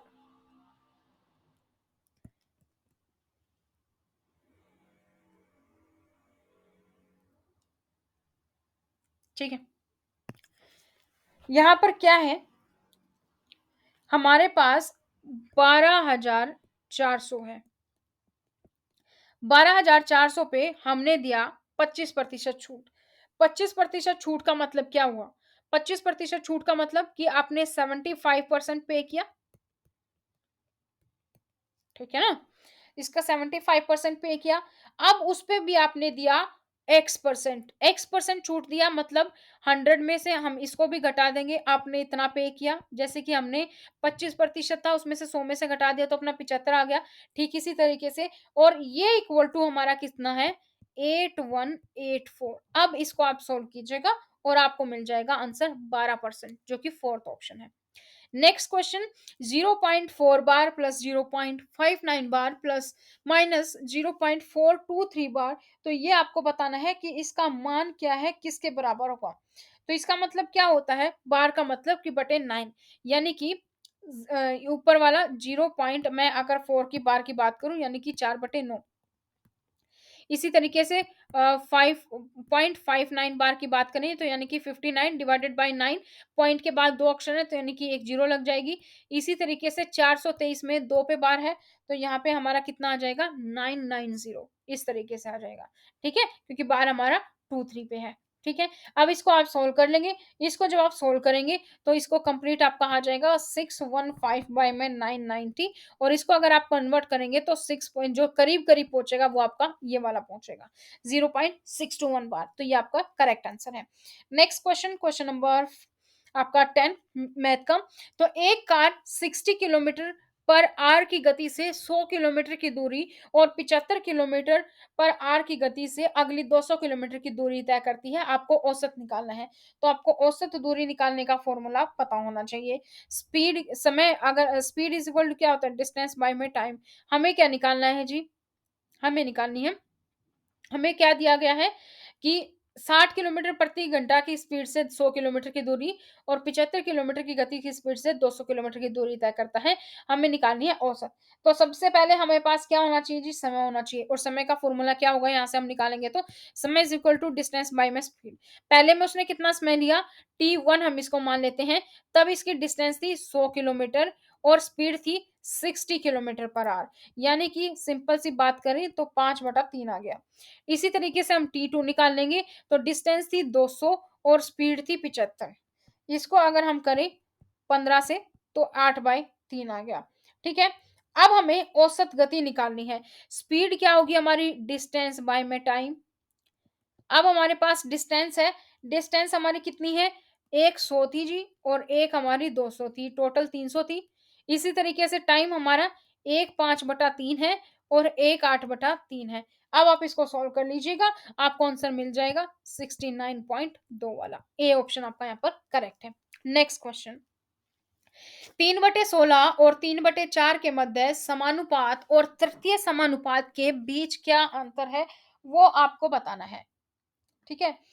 यहाँ पर आपको क्या बताना है कि 3/16 और 3/4 के मध्य समानुपात और तृतीय अनुपात का आपको बताना है। तो मध्य अनुपात कैसे निकालेंगे? 3/16 है और 3/4 है। मध्य अनुपात निकालने के लिए इनको करेंगे मल्टीप्लाई जी और अंडर रूट कर देंगे। तो यहाँ पर आपका मध्य अनुपात हम निकालेंगे तो 3 तिया 9, 16 चौके 64 और 3 9 का 9 3 का स्क्वायर है और 64 किसका स्क्वायर है अपना? 8 का। तो ये आ गया आपका मध्य अनुपात। अब हमें निकालना है तृतीय अनुपात। तृतीय अनुपात कैसे? यानी कि 3/16, 3/4, 3/4 का अब x निकालना हमें। तो यहाँ पर अगर आप x की वैल्यू आप निकालना चाहेंगे, तो वो आपकी कितनी आ जाएगी? यहाँ पर आपको क्या करना होगा? x की वैल्यू आप निकालेंगे तो आपके पास 3 हो जाएगी। ठीक है? ये मल्टीप्लाई, तो यहाँ पर 3 आ जाएगी। तो अब आपको क्या करना है? 3 माइनस में 3/8 कर देना है और आंसर आपके पास क्या आ जाएगा? 21/8 ही आपका आंसर है। अगला सवाल क्या कहता है? 2 वर्ष के लिए 6400 रुपए पर चक्रवृद्धि ब्याज और साधारण ब्याज के बीच अंतर, कंपाउंड इंटरेस्ट और सिंपल इंटरेस्ट के बीच में कितना डिफरेंस है? 36 रुपए का। टाइम कितना है जी? 2 साल है। अमाउंट कितनी है? 6400 रुपए है। हमें क्या निकालना है? रेट ऑफ इंटरेस्ट निकाल लीजिए। ठीक है? कैसे निकालेंगे? ब्याज में अंतर का फॉर्मूला जब यहाँ पर पूछा जाता है इस तरीके से कि क्यों है अंतर, जो आपको निकालते हैं ब्याज का अंतर, वो कैसे आप निकालते हैं? D is equal to P R square divided by में 100 का स्क्वेयर, ये आपका फॉर्मूला होता है। तो अगर आप इसमें सब चीजें पुट कर देंगे तो डी हमारा कितना है? डिफरेंस हमारा कितना है? 36। ये हमारा है कि कंपाउंड इंटरेस्ट और जब सिंपल इंटरेस्ट का डिफरेंस उसको हमने डी से डिनोट किया, फॉर्मूला क्या है? Is equal to P into R square by में 100। ठीक है? तो 36 पी हमारा कितना है? 6400। आर तो हमें निकालनी है जी, और डिवाइडेड बाय में 100 इंटू में 100 का स्क्वायर है, 2 जीरो तो यहाँ से कट गई। आर हमारा यहाँ से आप निकालेंगे तो 3600 डिवाइडेड बाय में 64, और आंसर आप निकाल दीजिए 7.5% आपका आंसर आ जाएगा। ठीक है? Third option. नेक्स्ट क्वेश्चन, एक दिन में 8 घंटे काम करने वाले दो आदमी 6 दिन में 112 मीटर लंबी दीवार बना सकते हैं, और एक दिन में 5 घंटे काम करने वाले 25 आदमियों द्वारा 3 दिन में इसी प्रकार कितनी लंबी दीवार बनाई जाएगी? काम तो हमारा इक्वल है। ठीक है? हमारे क्या-क्या चीज़ है हमारे पास, मैन कितने हैं और हम घंटे कितने काम करते हैं और हमारे जो है यहाँ पर मैन कितने हैं, घंटे कितने काम करते हैं और कितने दिन काम करते हैं, ठीक है? और कितना वर्क करते हैं, ये है। सेम दीवार है, सेम ही को बनाना है, तो फ़ॉर्मूला इसका क्या होगा M1 D1 H1 W में W बटे में W1 और इसी तरीके से M2 D2 H2 बाय में W2 यानी कि आप इसको यहाँ पर करेंगे तो ये वाली पहले पूरी सेंटेंस पढ़ लेते हैं। मेन कितने हैं? 2 आदमी हैं जी। कितने दिन काम करते हैं? 6 दिन करते हैं। कितने घंटे काम करते हैं? 8 घंटे काम करते हैं। कितना काम करते हैं जी? 112 ठीक है? अगले दिन आदमी कितने हैं 25 कितने दिन काम करते हैं 3 कितने घंटे काम करते हैं 5 कितनी लंबी दीवार बनाई वही तो निकालना है तो x यहाँ पर हम निकालेंगे तो 43.75 यहाँ पर आपका आंसर आ जाएगा। नेक्स्ट क्वेश्चन एक कक्षा में 42 लड़के हैं उनका औसत वजन है 48 42 लड़कों का औसत वजन है आपका 48 उसी संख्या की लड़कियों का औसत वजन है औसत जो वजन है वो आपका है 44 लड़कियों का ठीक है एक्स लड़कियां हम मान लीजिए हमने क्योंकि यहाँ पर है नहीं ठीक है तो यहाँ पर हमने क्या माना कि हमने टोटल जो स्टूडेंट है वो हमने मान लिए एक्स तो लड़कियां कितनी हो जाएंगी एक्स में से हम 42 घटा देंगे क्योंकि लड़कों और लड़कियां दो हैं ठीक है 42 में से जो एक्स में से जो 42 गए वो हमारी कितनी होगी यहाँ पे हमारी गर्ल्स होगी और ये हमारी 42 हमारे बॉयज हैं पूरी संख्या का औसत वजन कितना है 46.1 आपको क्या निकालना है कक्षा में छात्रों की कुल संख्या आपको बतानी है ठीक है तो लड़कों का वजन कितना है उसको हम यहाँ पे प्लस करेंगे तो 42 गुना में 48 कितना हुआ हमारा 2016 है और लड़कियों का कुल वजन जो है वो हमारा कितना है 44 ही है ना यहाँ और इनटू में हम क्या करेंगे x माइनस 42 क्योंकि लड़कियों की संख्या में यही पता है तो हमारे पास कितना आ गया 4x माइनस में 1848 आ गया है अब हमें क्या करना है कुल जो संख्या है कुल बच्चों का जो औसत है वो कितना हमारा 46.1 और जो टोटल बच्चों की संख्या क्या है एक्स इंटू में एक्स कर देंगे हम तो छात्रों की कुल संख्या में अगर हमें यहाँ पे निकालनी है तो वो हमारी कितनी हो गई 2016 ये लड़कों का प्लस ये लड़कियों का 4x माइनस में 1848 ये किसके इक्वल है 46.1 इंटू एक्स के तो यहाँ पर आप एक्स की वैल्यू निकालेंगे कुल छात्रों की संख्या जो आपकी निकल आएगी 80 आपका यहाँ पर आंसर है। नेक्स्ट क्वेश्चन कलर दूसरा कर लेते हैं ताकि आपको ये वाला सवाल अब यहाँ पे सॉल्व करना है तो इसकी अगर हम बात करें तो आपको निकालना है इकाइकांक इकाइकांक निकालने के लिए हम क्या करते हैं हम जो भी पावर होती है हम उसको डिवाइड करते हैं 4 से जी जैसे 34 है अगर मैंने 9 को डिवाइड किया 4 से तो हमारा जो रिमाइंडर बच गया वो कितना बच गया एक क्योंकि 4 दूनी 8 एक ही बच गया रिमाइंडर रिमाइंडर ही हमें यहाँ पर निकलना है यानी कि शेषफल 46 में पावर है 21 21 में हम डिवाइड करेंगे 4 से कितना हो गया 4 पंजे 20 एक शेष बच गया एक लिख दिया जी माइनस इसी तरीके से 43 में 27 है 27 को भी हमने 4 से डिवाइड किया तो 4 छिक 24 कितना रिमाइंडर बच गया हमारा बच गया 3 4 एकम 4 ही आएगा 6 एकम 6 ही होगा और 3 तिया 9 होगा सॉरी 3 का यहाँ पर क्यूब है तो 3 तिया 9 9 तिया 27 को 7 आएगा यहाँ पर ठीक है तो अब इसमें आप घटा लीजिए 6 और 4 10 और 10 में से आपके यहाँ पर जाएंगे तो 3 3 आपका आंसर आना चाहिए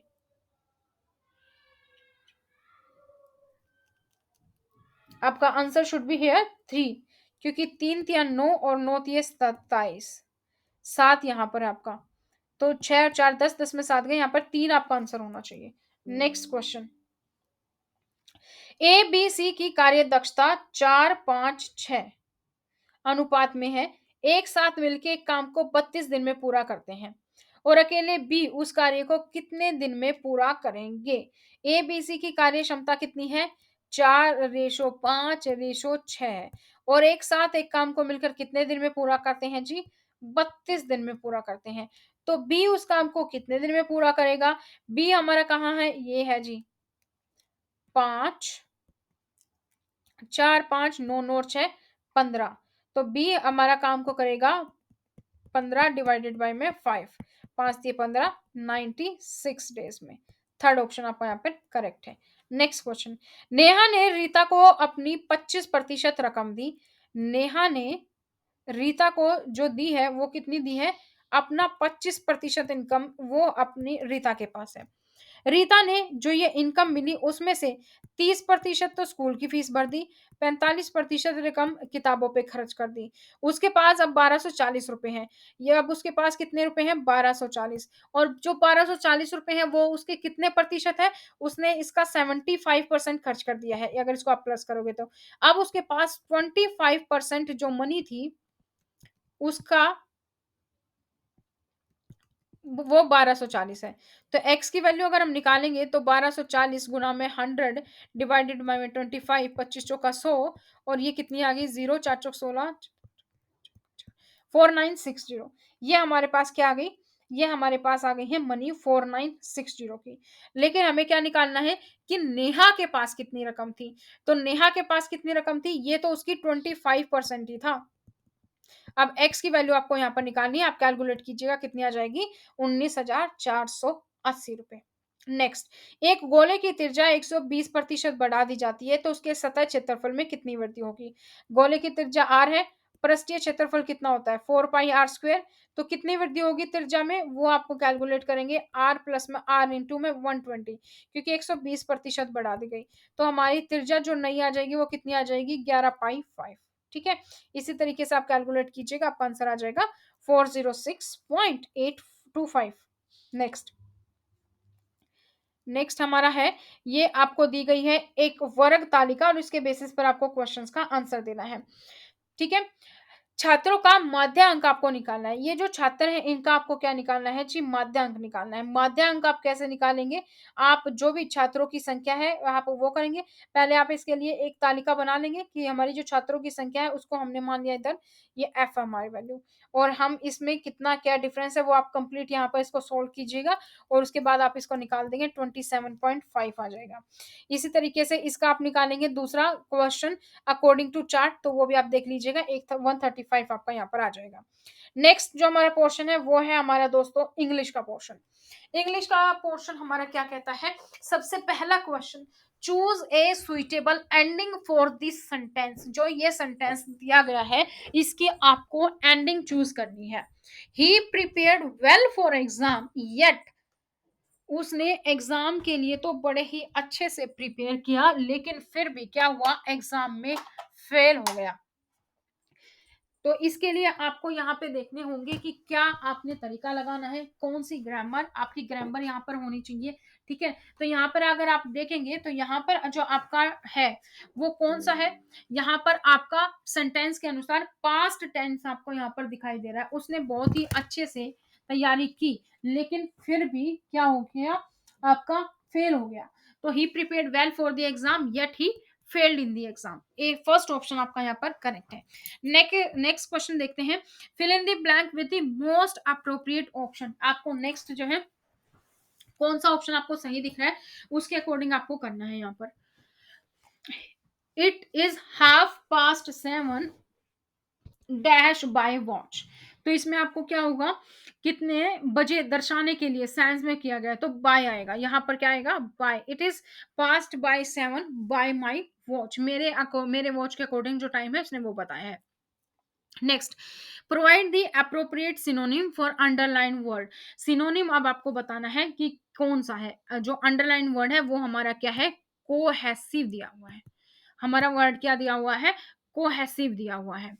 तो इसका आपको क्या बताना है? आपको बताना है समानार्थक शब्द, सिनोनिम आपको बताना है। तो कोहेसिव का मतलब क्या होता है? जुड़ा हुआ, कोई चीज जुड़ी हुई है। The boys lives in a cohesive community, जो आपस में जुड़ी हुई उस कम्युनिटी में रहते हैं। यानी कि क्लोज होना, क्लोज निट, आपस में जुड़ा होना। तो सेकंड ऑप्शन आपका यहाँ पर करेक्ट है। ठीक है, जैसे हम कोर्स की यहाँ पर बात करें तो इसका मतलब होता है कार्य प्रणाली। ग्रैंड की हम बात करें तो यानी कि शानदार। कोर्स मतलब खुरदुरा। तो क्लोज निट इसका जो है सिनोनिम शब्द है। Next question, provide the appropriate question tag for the below question. She does most of the work, doesn't she? ये मैंने आपको कल भी बताया था कि जब इस तरीके के क्वेश्चन पूछे जाते हैं तो आगे भी आपको जो पॉजिटिव सेंटेंस में है उसी का आपको क्वेश्चन टैग नेगेटिव बनाना है। तो यहाँ पर शी है तो यहाँ पर भी शी ही आएगा। ठीक है?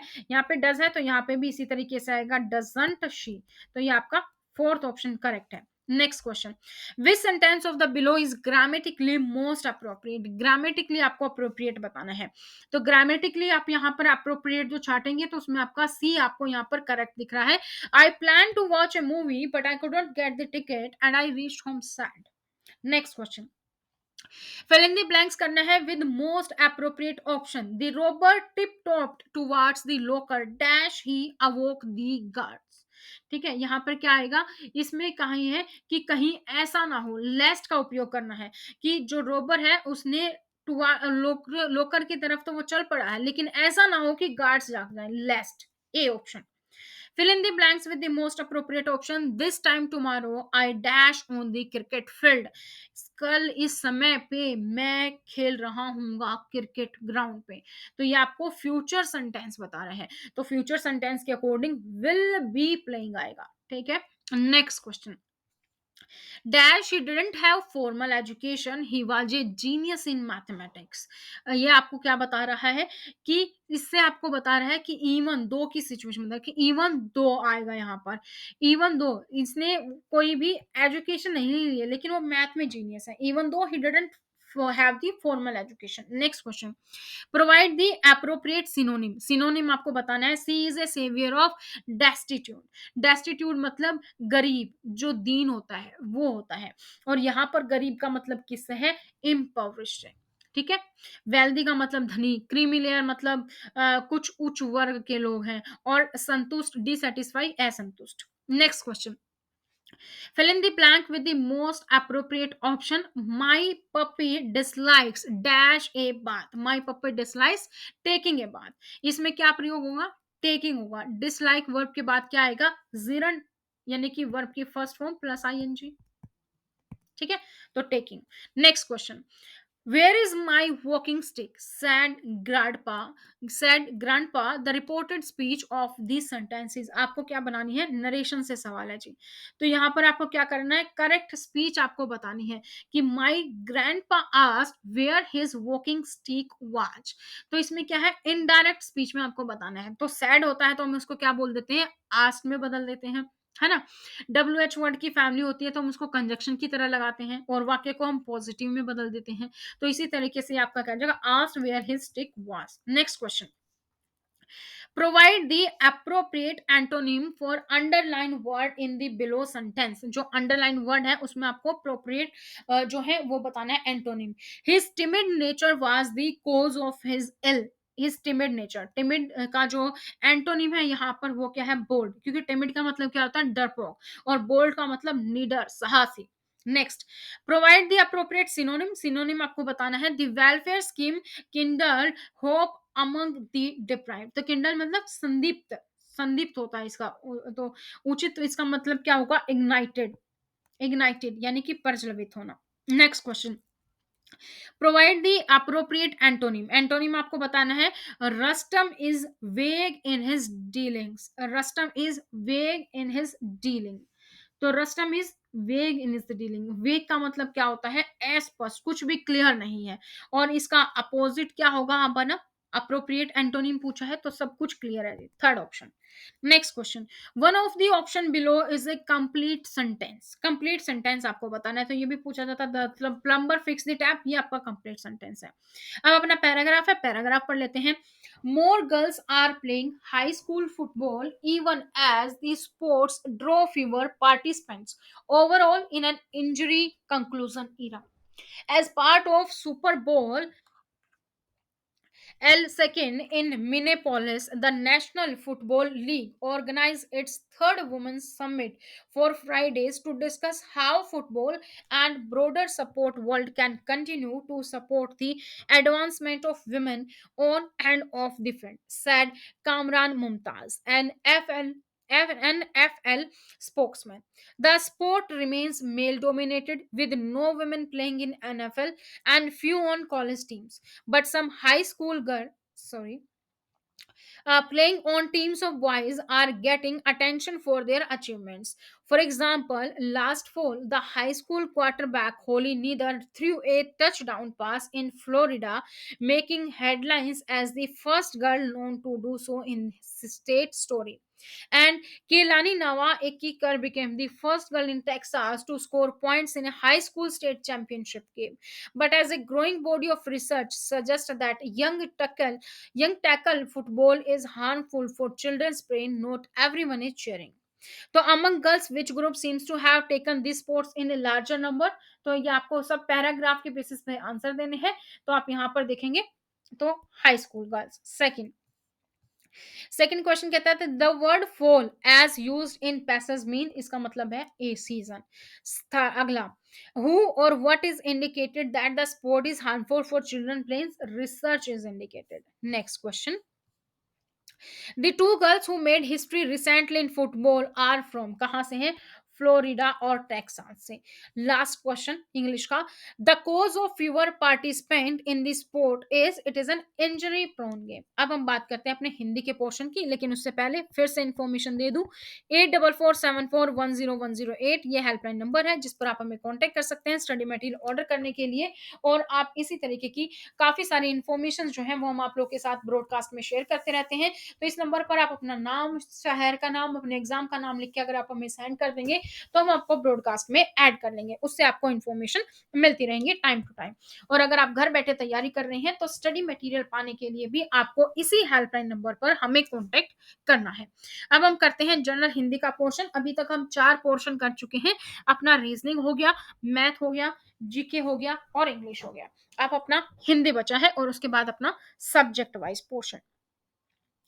तो हिंदी का जो है सबसे पहले अपना गद्यांश है, गद्यांश के बेसिस पे अपने क्वेश्चंस देख लेते हैं।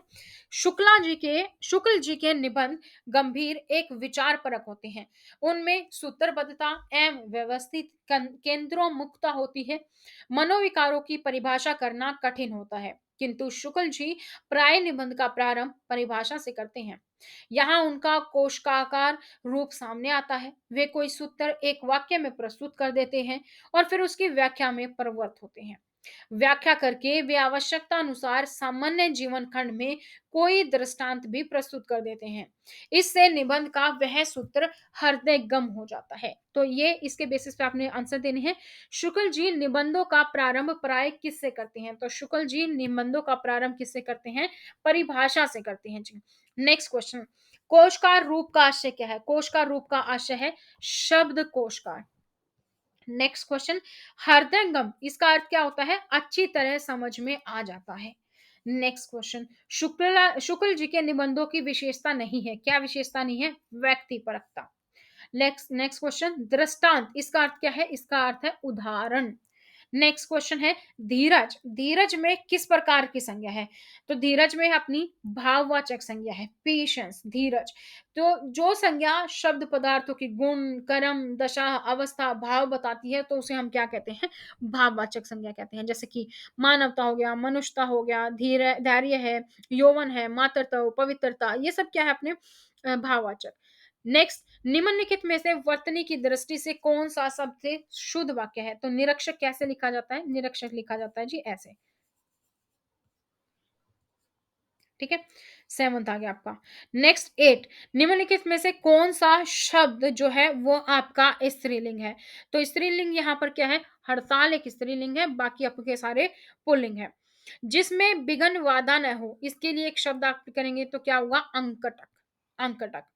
बेकाम, बेकाम में कौन सा समास है? बेकाम में जो समास है वो है आपका अव्ययी भाव। इसका समास विग्रह बिना काम के होगा। तो ऐसे शब्दों का मेल जिसका पूर्व शब्द प्रधान हो और अव्यय हो और दोनों शब्द मिलकर क्रिया विशेषण का कार्य करें उसको हम क्या कहते हैं? अव्ययी भाव। आगामी का विलोम शब्द क्या होगा? आगामी यानी का इसका विलोम शब्द यहाँ पर विगत है। कौन सा शब्द तद्भव है? तद्भव आपको यहाँ पर बताना है, तो तद्भव आपका यहाँ पर ढाई है।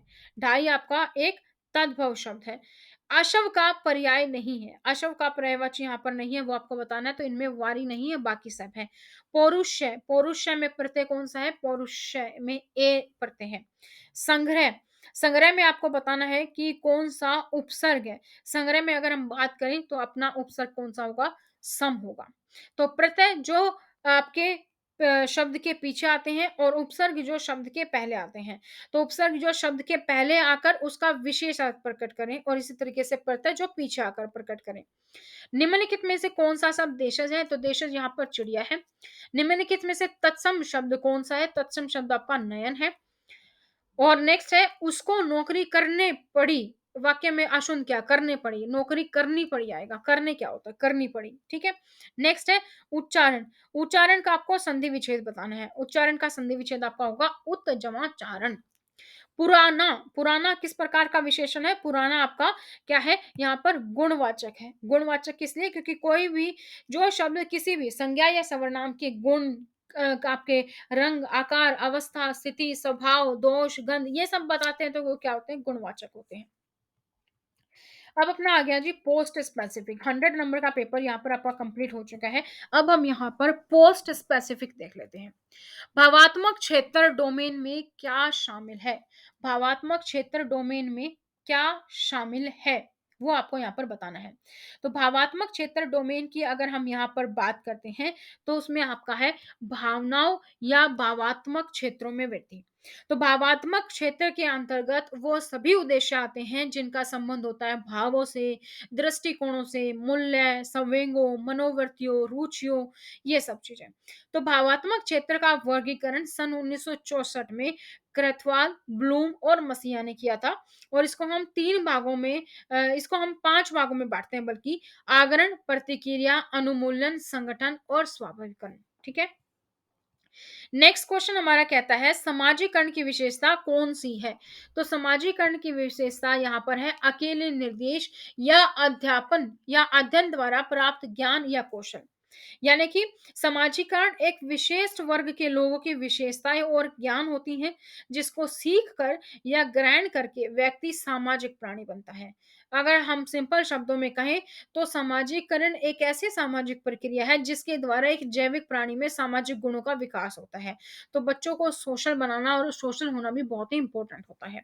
समायोजन या अनुकूलन का क्या अर्थ है?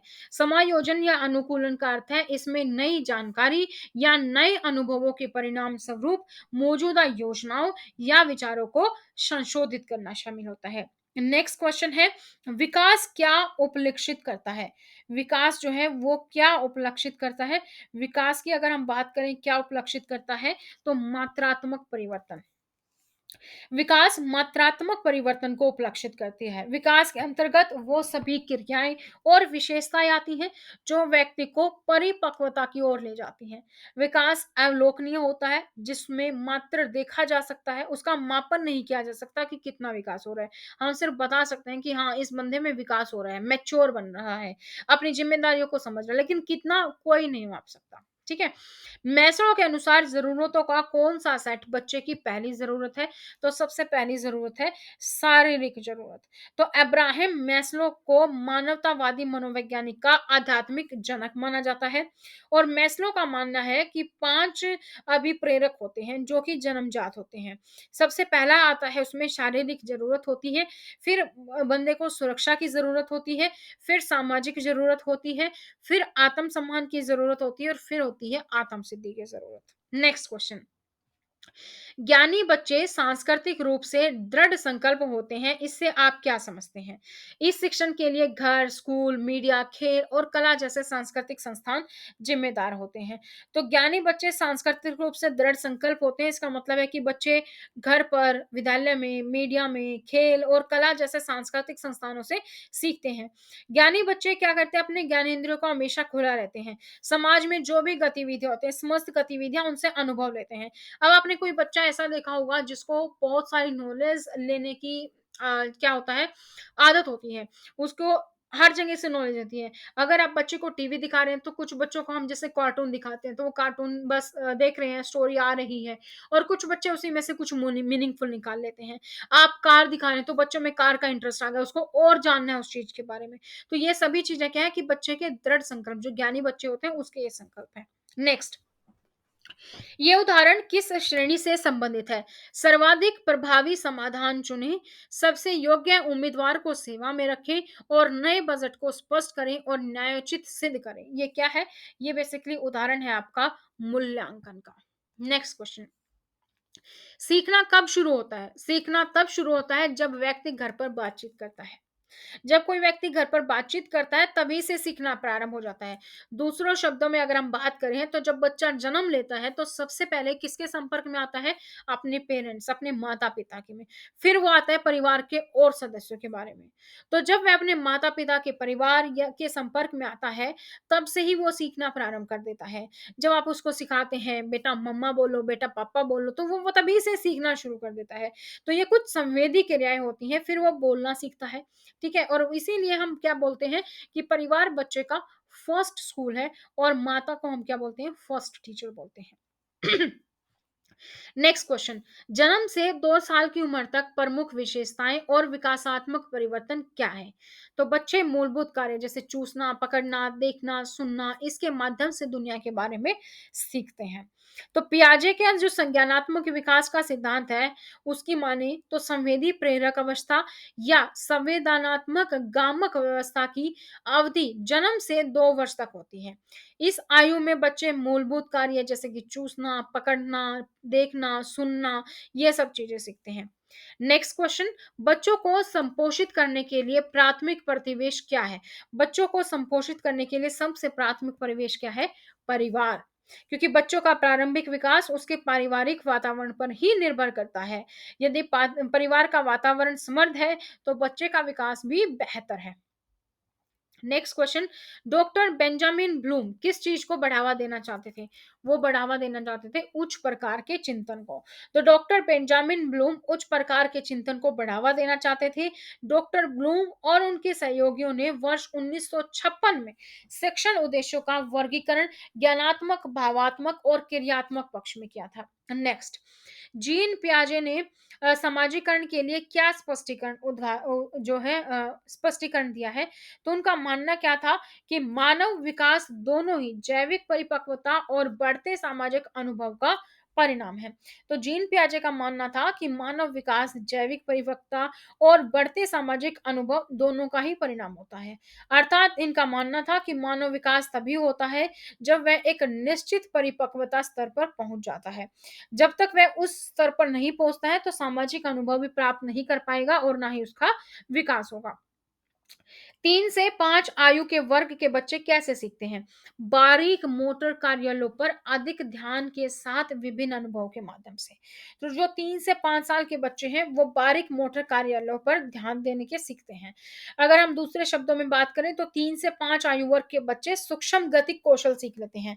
उनको लिखना, पलक झपकाना, पेज पलटना, ठीक है, जीप चलाना, इस क्रियाओं पर नियंत्रण जो है वो करना वो सीख जाते हैं। ठीक है? तो पियाजे के अनुसार 3 से 5 साल के बच्चे पूर्व सक्रियात्मक अवस्था के अंतर्गत आते हैं। नेक्स्ट क्वेश्चन है कि सीखना व्यक्तिगत और सामाजिक दोनों का अर्थ है। सीखना व्यक्तिगत और सामाजिक दोनों का अर्थ है। इसका मतलब क्या है? तो सीखना वह प्रक्रिया है जो व्यक्तिगत मस्तिष्क समूह गतिविधियों से चेतन या अचेतन से प्रभावित होता है। तो सीखना जो है व्यक्तिगत और सामाजिक दोनों ही है, क्योंकि सीखना एक ऐसी प्रक्रिया है जो व्यक्ति व मस्तिष्क समूह गतिविधियों से चेतन और अचेतन से रूप से प्रभावित होता है। दूसरे शब्दों में माने तो व्यक्ति क्या सीखता है? अपने अनुभव से सीखता है, जाने अनजाने में समाज से भी सीखता है। तो 2 सिद्धांत होते हैं सीखने के, एक होता है अवलोकन द्वारा सीखना, अपने खुद के अनुभव से सीखना, दूसरा होता है सामाजिक अंतःक्रिया, समाज के द्वारा सीखना। भाषा क्या सक्षम करती है? न केवल वर्तमान में बल्कि अतीत से भविष्य की पीढ़ियों तक संस्कृति को संचारित करना। तो भाषा क्या सक्षम करती है? भाषा ना केवल वर्तमान के बारे में बल्कि अतीत से भविष्य की पीढ़ियों तक संस्कृति को संचारित करती है। एक पीढ़ी भाषा के माध्यम से ही अपने अतीत की संस्कृति और सभ्यता को स्वयं ग्रहण करती है और आने वाली पीढ़ी को सौंप देती है। देर तक बचपन के लिए जीवन काल के दौरान हैविगर्स्ट के विकासात्मक कार्य क्या है? कार्य क्या है? शारीरिक कौशल सीखना, स्वयं के प्रति अच्छे दृष्टिकोण रखना, हम उम्रों के साथ मिलना जुलना, ये सब क्या है? बचपन के विकासात्मक कार्य हैं। ठीक है। नेक्स्ट। प्रत्याशित समाजीकरण का क्या अर्थ है? प्रत्याशित समाजीकरण का क्या अर्थ है? प्रत्याशित समाजीकरण का अर्थ है वो प्रक्रिया जिसके द्वारा मनुष्य समूह में शामिल होने की प्रत्याशा से समूह की संस्कृति सीखते हैं। नेक्स्ट क्वेश्चन क्या कहता है? संज्ञानात्मक क्षेत्र डोमेन में समरण से आप क्या समझते हैं? डोमेन में समरण से हम क्या समझते हैं? पहले सीखी गई जानकारी को याद करना या पुनः प्राप्त करना। तो पहले सीखी गई जानकारी को याद करना ही हमारा क्या कहलाता है? समरण करता है। जो हमारी स्मरण शक्ति होती है, रिमेंबर करना, रिकलेक्ट करना, ठीक है? तो यहाँ पर ब्लू महोदय ने संज्ञानात्मक क्षेत्र को 6 भागों में बाँटा हुआ है। पहला है ज्ञान, दूसरा होता है बोध, तीसरा होता है अनुप्रयोग और चौथा होता है विश्लेषण, पाँचवाँ संश्लेषण और छठा होता है मूल्यांकन। नेक्स्ट, आप पियाजे के सेंसरी मोटर चरण से क्या समझते हैं? पाइगेट लिखा हो ना जहाँ पे, ये पियाजे है दोस्तों, ठीक है? तो पियाजे के सेंसरी मोटर चरण से आप क्या समझते हैं? पियाजे के सेंसरी मोटर से आप क्या समझेंगे कि ये सेंसरी मोटर चरण या फिर संवेदी प्रेरक चरण। इसके अनुसार बच्चे अपनी इंद्रियों के माध्यम से दुनिया के बारे में सीखते हैं और ये चरण आपका होता है जन्म से लेकर 2 साल तक के बच्चे का। नेक्स्ट, चोम्स्की का भाषा विकास सिद्धांत भाषा शिक्षकों की सहायता करता है क्योंकि उनका मानना है कि बच्चे कोई भी मानव भाषा सीखने की अंतर्निहित क्षमता के साथ पैदा होते हैं। बच्चे कोई भी भाषा सीख सकते हैं। तो इसके अनुसार बच्चों में क्या होता है? एलएडी होता है। एलएडी क्या होता है? लैंग्वेज एक्विजिशन डिवाइस, यानी कि भाषा के नियमों को वो स्वयं ही अपने वातावरण से ग्रहण कर लेता है। अब आप एक ऐसी जगह पर रहते हैं जहां पर आप लोकल लैंग्वेज बोलते हैं। बच्चे को तो किसी ने नहीं सिखाया, ग्रामर नहीं सिखाई, लेकिन बच्चा सीख गया। अब आप एक ऐसी सोसाइटी में रहते हैं जहाँ पर अलग-अलग स्टेट्स के लोग हैं, अलग-अलग भाषा बोलते हैं। बच्चे जाते हैं, खेलते हैं। अब वहाँ पर आपने भी उसको नहीं सिखाया, लेकिन बच्चे आपस में जो लैंग्वेज बोलते हैं, चाहे वो पंजाबी बोल रहे हैं, चाहे वो असमीज़ बोल रहे हैं, तमिल बोल रहे हैं, बच्चा उसको भी ग्रहण कर लेता है। उसके लिए भी क्या उसने अलग से व्याकरण सीखी? नहीं। तो वो अपने आप ही सीख लेता है। क्यों? एलएडी के कारण। एलएडी क्या होती है? Language acquisition device. Next question, प्रौद्योगिकी से ज्ञान का विस्फोट हुआ है, इसका अर्थ क्या है? प्रौद्योगिकी से ज्ञान का विस्फोट हुआ है, इसका अर्थ है कि प्रौद्योगिकी से ज्ञान का उच्च गति और वृद्धि पर विस्तार हुआ है। निम्नलिखित शब्द में लैटिन में समतुल्य शब्द क्या है? लैटिन में अगर हम समतुल्य बात करें तो यहाँ पर क्या है अपना? एडुकेयर, एजुकेयर, ठीक है? तो एडुकेयर का शब्द का मतलब क्या होता है? शिक्षित करना, विकसित करना या बाहर निकालना। एडीएचडी, इसका विस्तारित रूप क्या है? तो एडीएचडी का होता है attention deficiency hyperactive disorder. Attention deficiency hyperactive disorder, ये वाला। नेक्स्ट, रूबी को श्रवण अशक्तता है और उसके बच्चों के सभी छात्रों में ऐसे कई कठिनाइयां और विकलांगताएं हैं। आप इस तरीके के स्कूलों को क्या कहते हैं? अगर जो टीचर है वो भी स्पेशल एजुकेशन टीचर है, ठीक है? और उसके साथ-साथ जो बच्चे हैं उनमें भी ऐसी कठिनाइयाँ हैं, तो ऐसे जो स्पेशल एजुकेशन वाले टीचर होते हैं, विशेष स्कूल हम उसको बोलते हैं। लिंग विविधता का अर्थ क्या है? लिंग विविधता का अर्थ है पुरुषों और महिलाओं का साम्य अनुपात। लिंग विविधता का अर्थ है कि पुरुष और महिलाओं का साम्य अनुपात। लिंग विविधता किसी स्थान विशेष में पुरुष और महिलाओं की समान स्थिति और संख्या को प्रदर्शित करता है। आईईपी, इसका मतलब क्या है? Individualised education plan. Individualised education plan यानी कि व्यक्तिगत शिक्षा योजना। शिक्षा का उद्देश्य डैश के अधीन एक तत्व है। शिक्षा का उद्देश्य शैक्षिक दर्शन शास्त्र के तहत एक तत्व है। मस्तिष्क मानचित्र का उपयोग करना एक शिक्षण दृष्टिकोण है। इसका उपयोग शैक्षिक दर्शन के निम्नलिखित में से कौन सा होने पर किया जाता है? इसका उपयोग किया जाता है तर्कणावाद पर। किस पर किया जाता है? तर्कणावाद। ए ऑप्शन आपका यहाँ पर करेक्ट है। नेक्स्ट क्वेश्चन है, पठन के साथ विशेष शैक्षिक जरूरतों को डैश कहा जाता है। इसको हम कहते हैं डिसलेक्सिया। किशोर अपराध का मतलब क्या है? किशोर अपराध का मतलब है कि युवा बच्चों द्वारा आदतन आपराधिक कृत्य करना। एनआईओएस, एनआईओएस का मतलब क्या होता है? National institute of open schooling. First option आपका यहाँ पर करेक्ट है। शैक्षिक दर्शन को इस रूप से परिभाषित किया जा सकता है, टीम द्वारा निर्धारित विश्वासों और मूल्यों का एक सेट। तो समूह द्वारा निर्धारित विश्वास और मूल्यों का एक सेट जो है, वही क्या है? शैक्षिक दर्शन है। तो शैक्षिक दर्शन शिक्षा शास्त्र की वह शाखा है जिसमें शिक्षा के संप्रत्यों, उद्देश्यों, पाठ्यक्रम, शिक्षण विधियों एवं शिक्षा संबंधी अन्य समस्याओं के संदर्भ में विभिन्न दार्शनिकों और दार्शनिक संप्रदायों के विचारों का आलोचनात्मक दर्शन किया जाता है।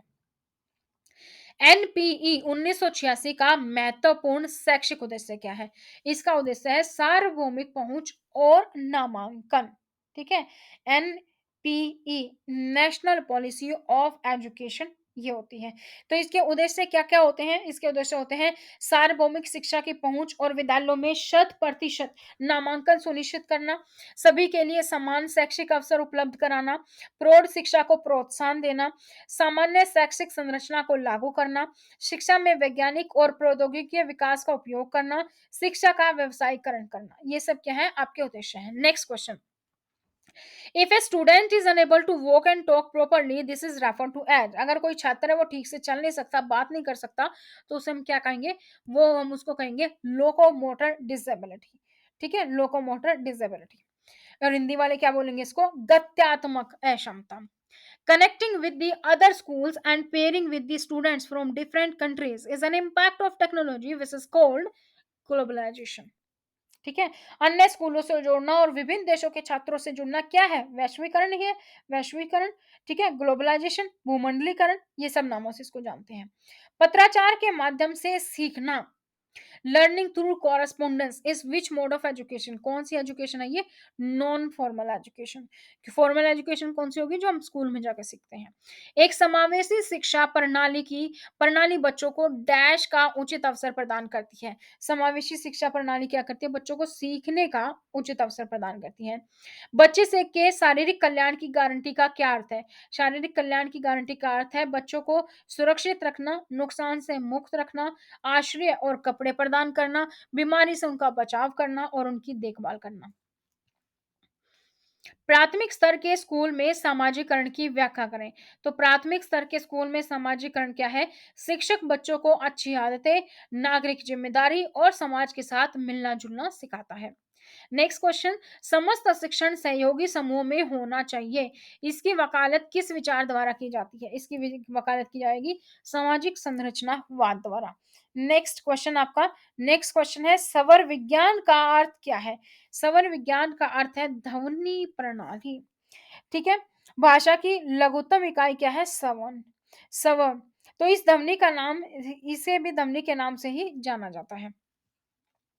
शिक्षा में प्रौद्योगिकी का इष्टतम रूप से प्रयोग न किए जाने के पीछे क्या सामान्य कारण है? इसका कारण है शिक्षक का व्यवहार। बच्चों में मौखिक भाषा कौशल विकसित करने के लिए वयस्कों द्वारा दी जाने वाली गतिविधि क्या है? ये गतिविधियां है बच्चों से स्मृत और गूढ़ शब्दावली का अभ्यास करवाएं। नेक्स्ट, शिक्षक के मार्गदर्शक के बिना एकाकीपन में किया गया पठन पढ़ाने के लिए रुचि विकसित करने में मदद करता है और सीखने वालों को एक स्वतंत्र पाठक बनाता है। ये किस प्रकार की पाठन गति है? ये आपकी व्यापक पाठन गति है। अच्छी उपलब्धि परीक्षण की विशेषताएं क्या है?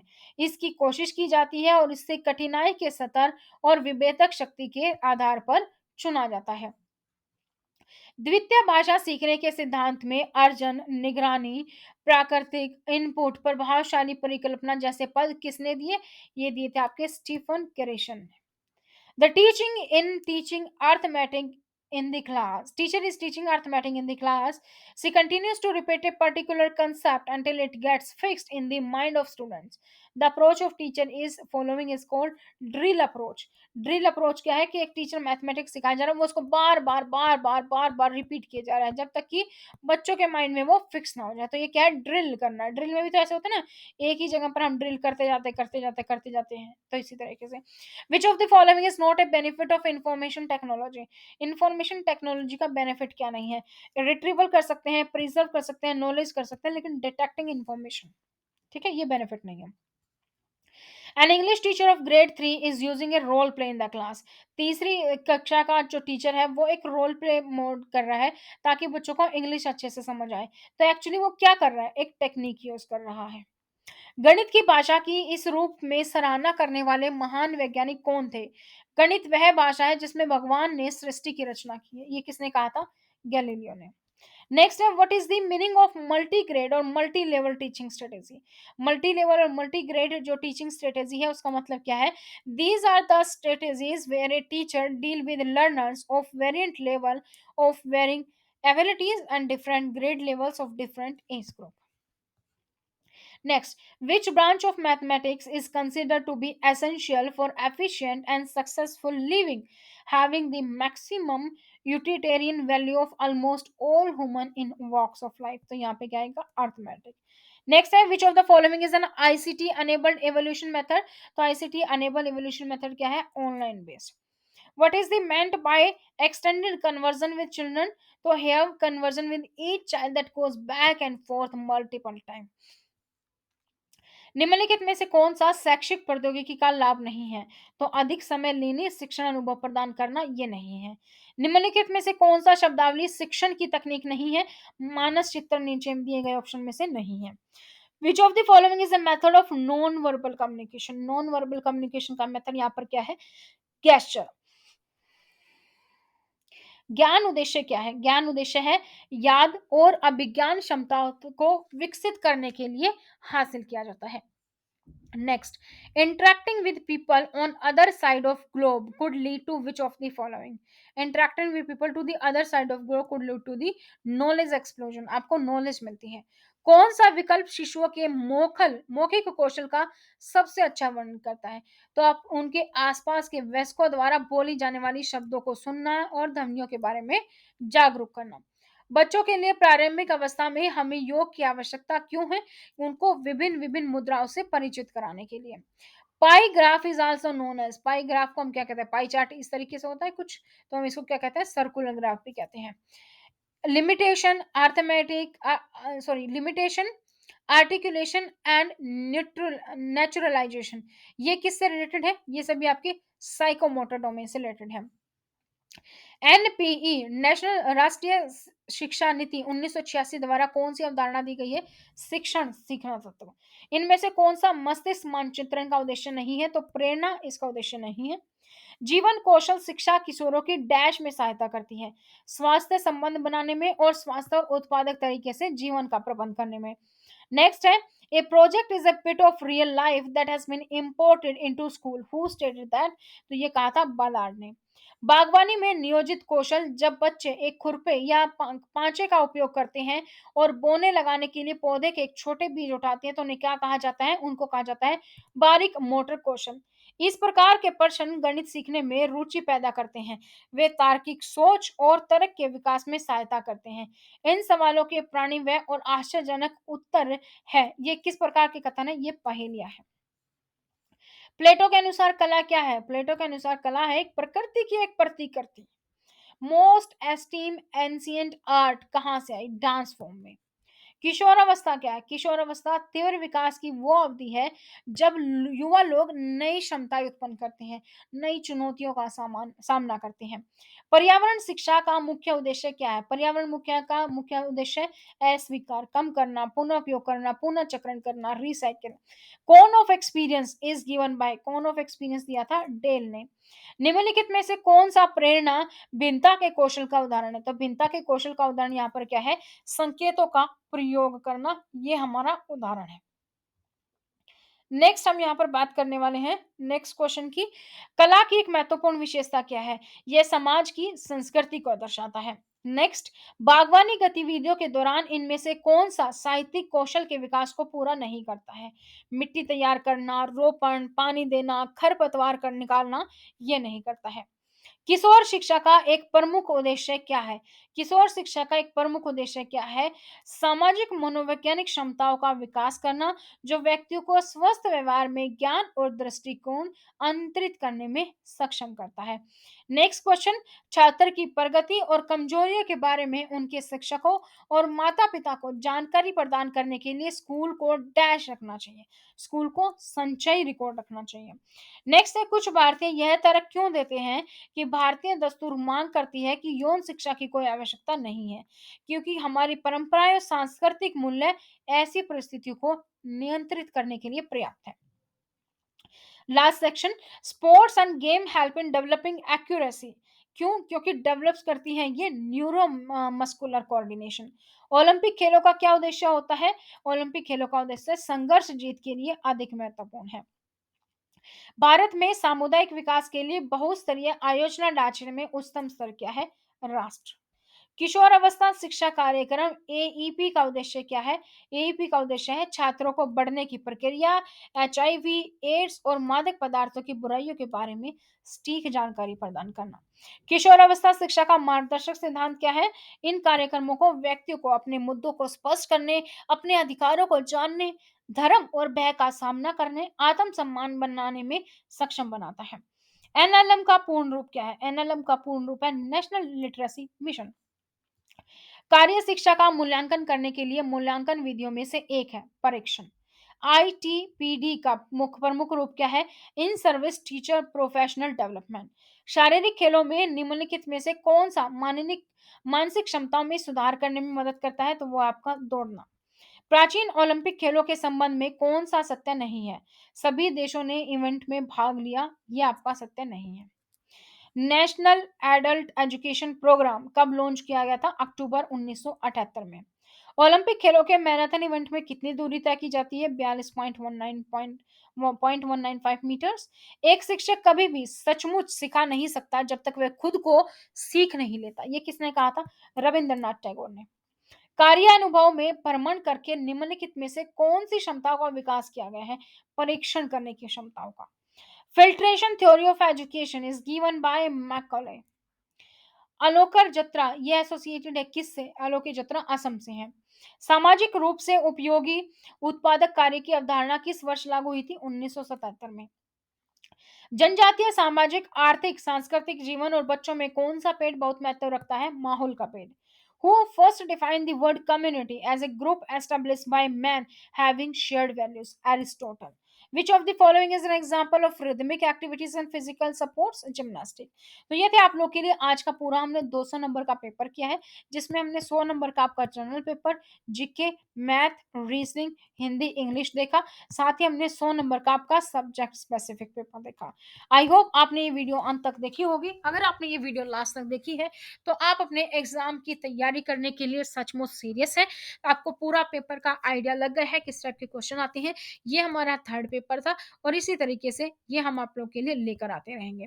पहले हम प्रीवियस ईयर के पेपर्स को यहाँ पर कर रहे हैं, उसके बाद हम आप लोग के लिए मॉक टेस्ट लेकर आएंगे। तो आज की इस वीडियो में इतना ही। उससे पहले जाते जाते आपको इन्फॉर्मेशन दे दूं, अगर आप तैयारी कर रहे हैं तो इस नंबर पर आप अपना नाम, अपने शहर का नाम, अपने एग्जाम का नाम लिख के हमें व्हाट्सएप कर दीजिए। हम आपको ब्रॉडकास्ट में ऐड कर लेंगे और आपको पूरी इन्फॉर्मेशन मिलती रहेगी।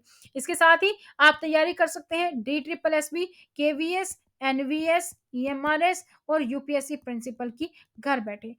ठीक है, तो ये आपको पूरी इन्फॉर्मेशन मैंने प्रोवाइड कर दी है। आज के इस वीडियो में इतना ही, फिर मिलेंगे नई जानकारी के साथ। तब तक धन्यवाद। All the best for your exams.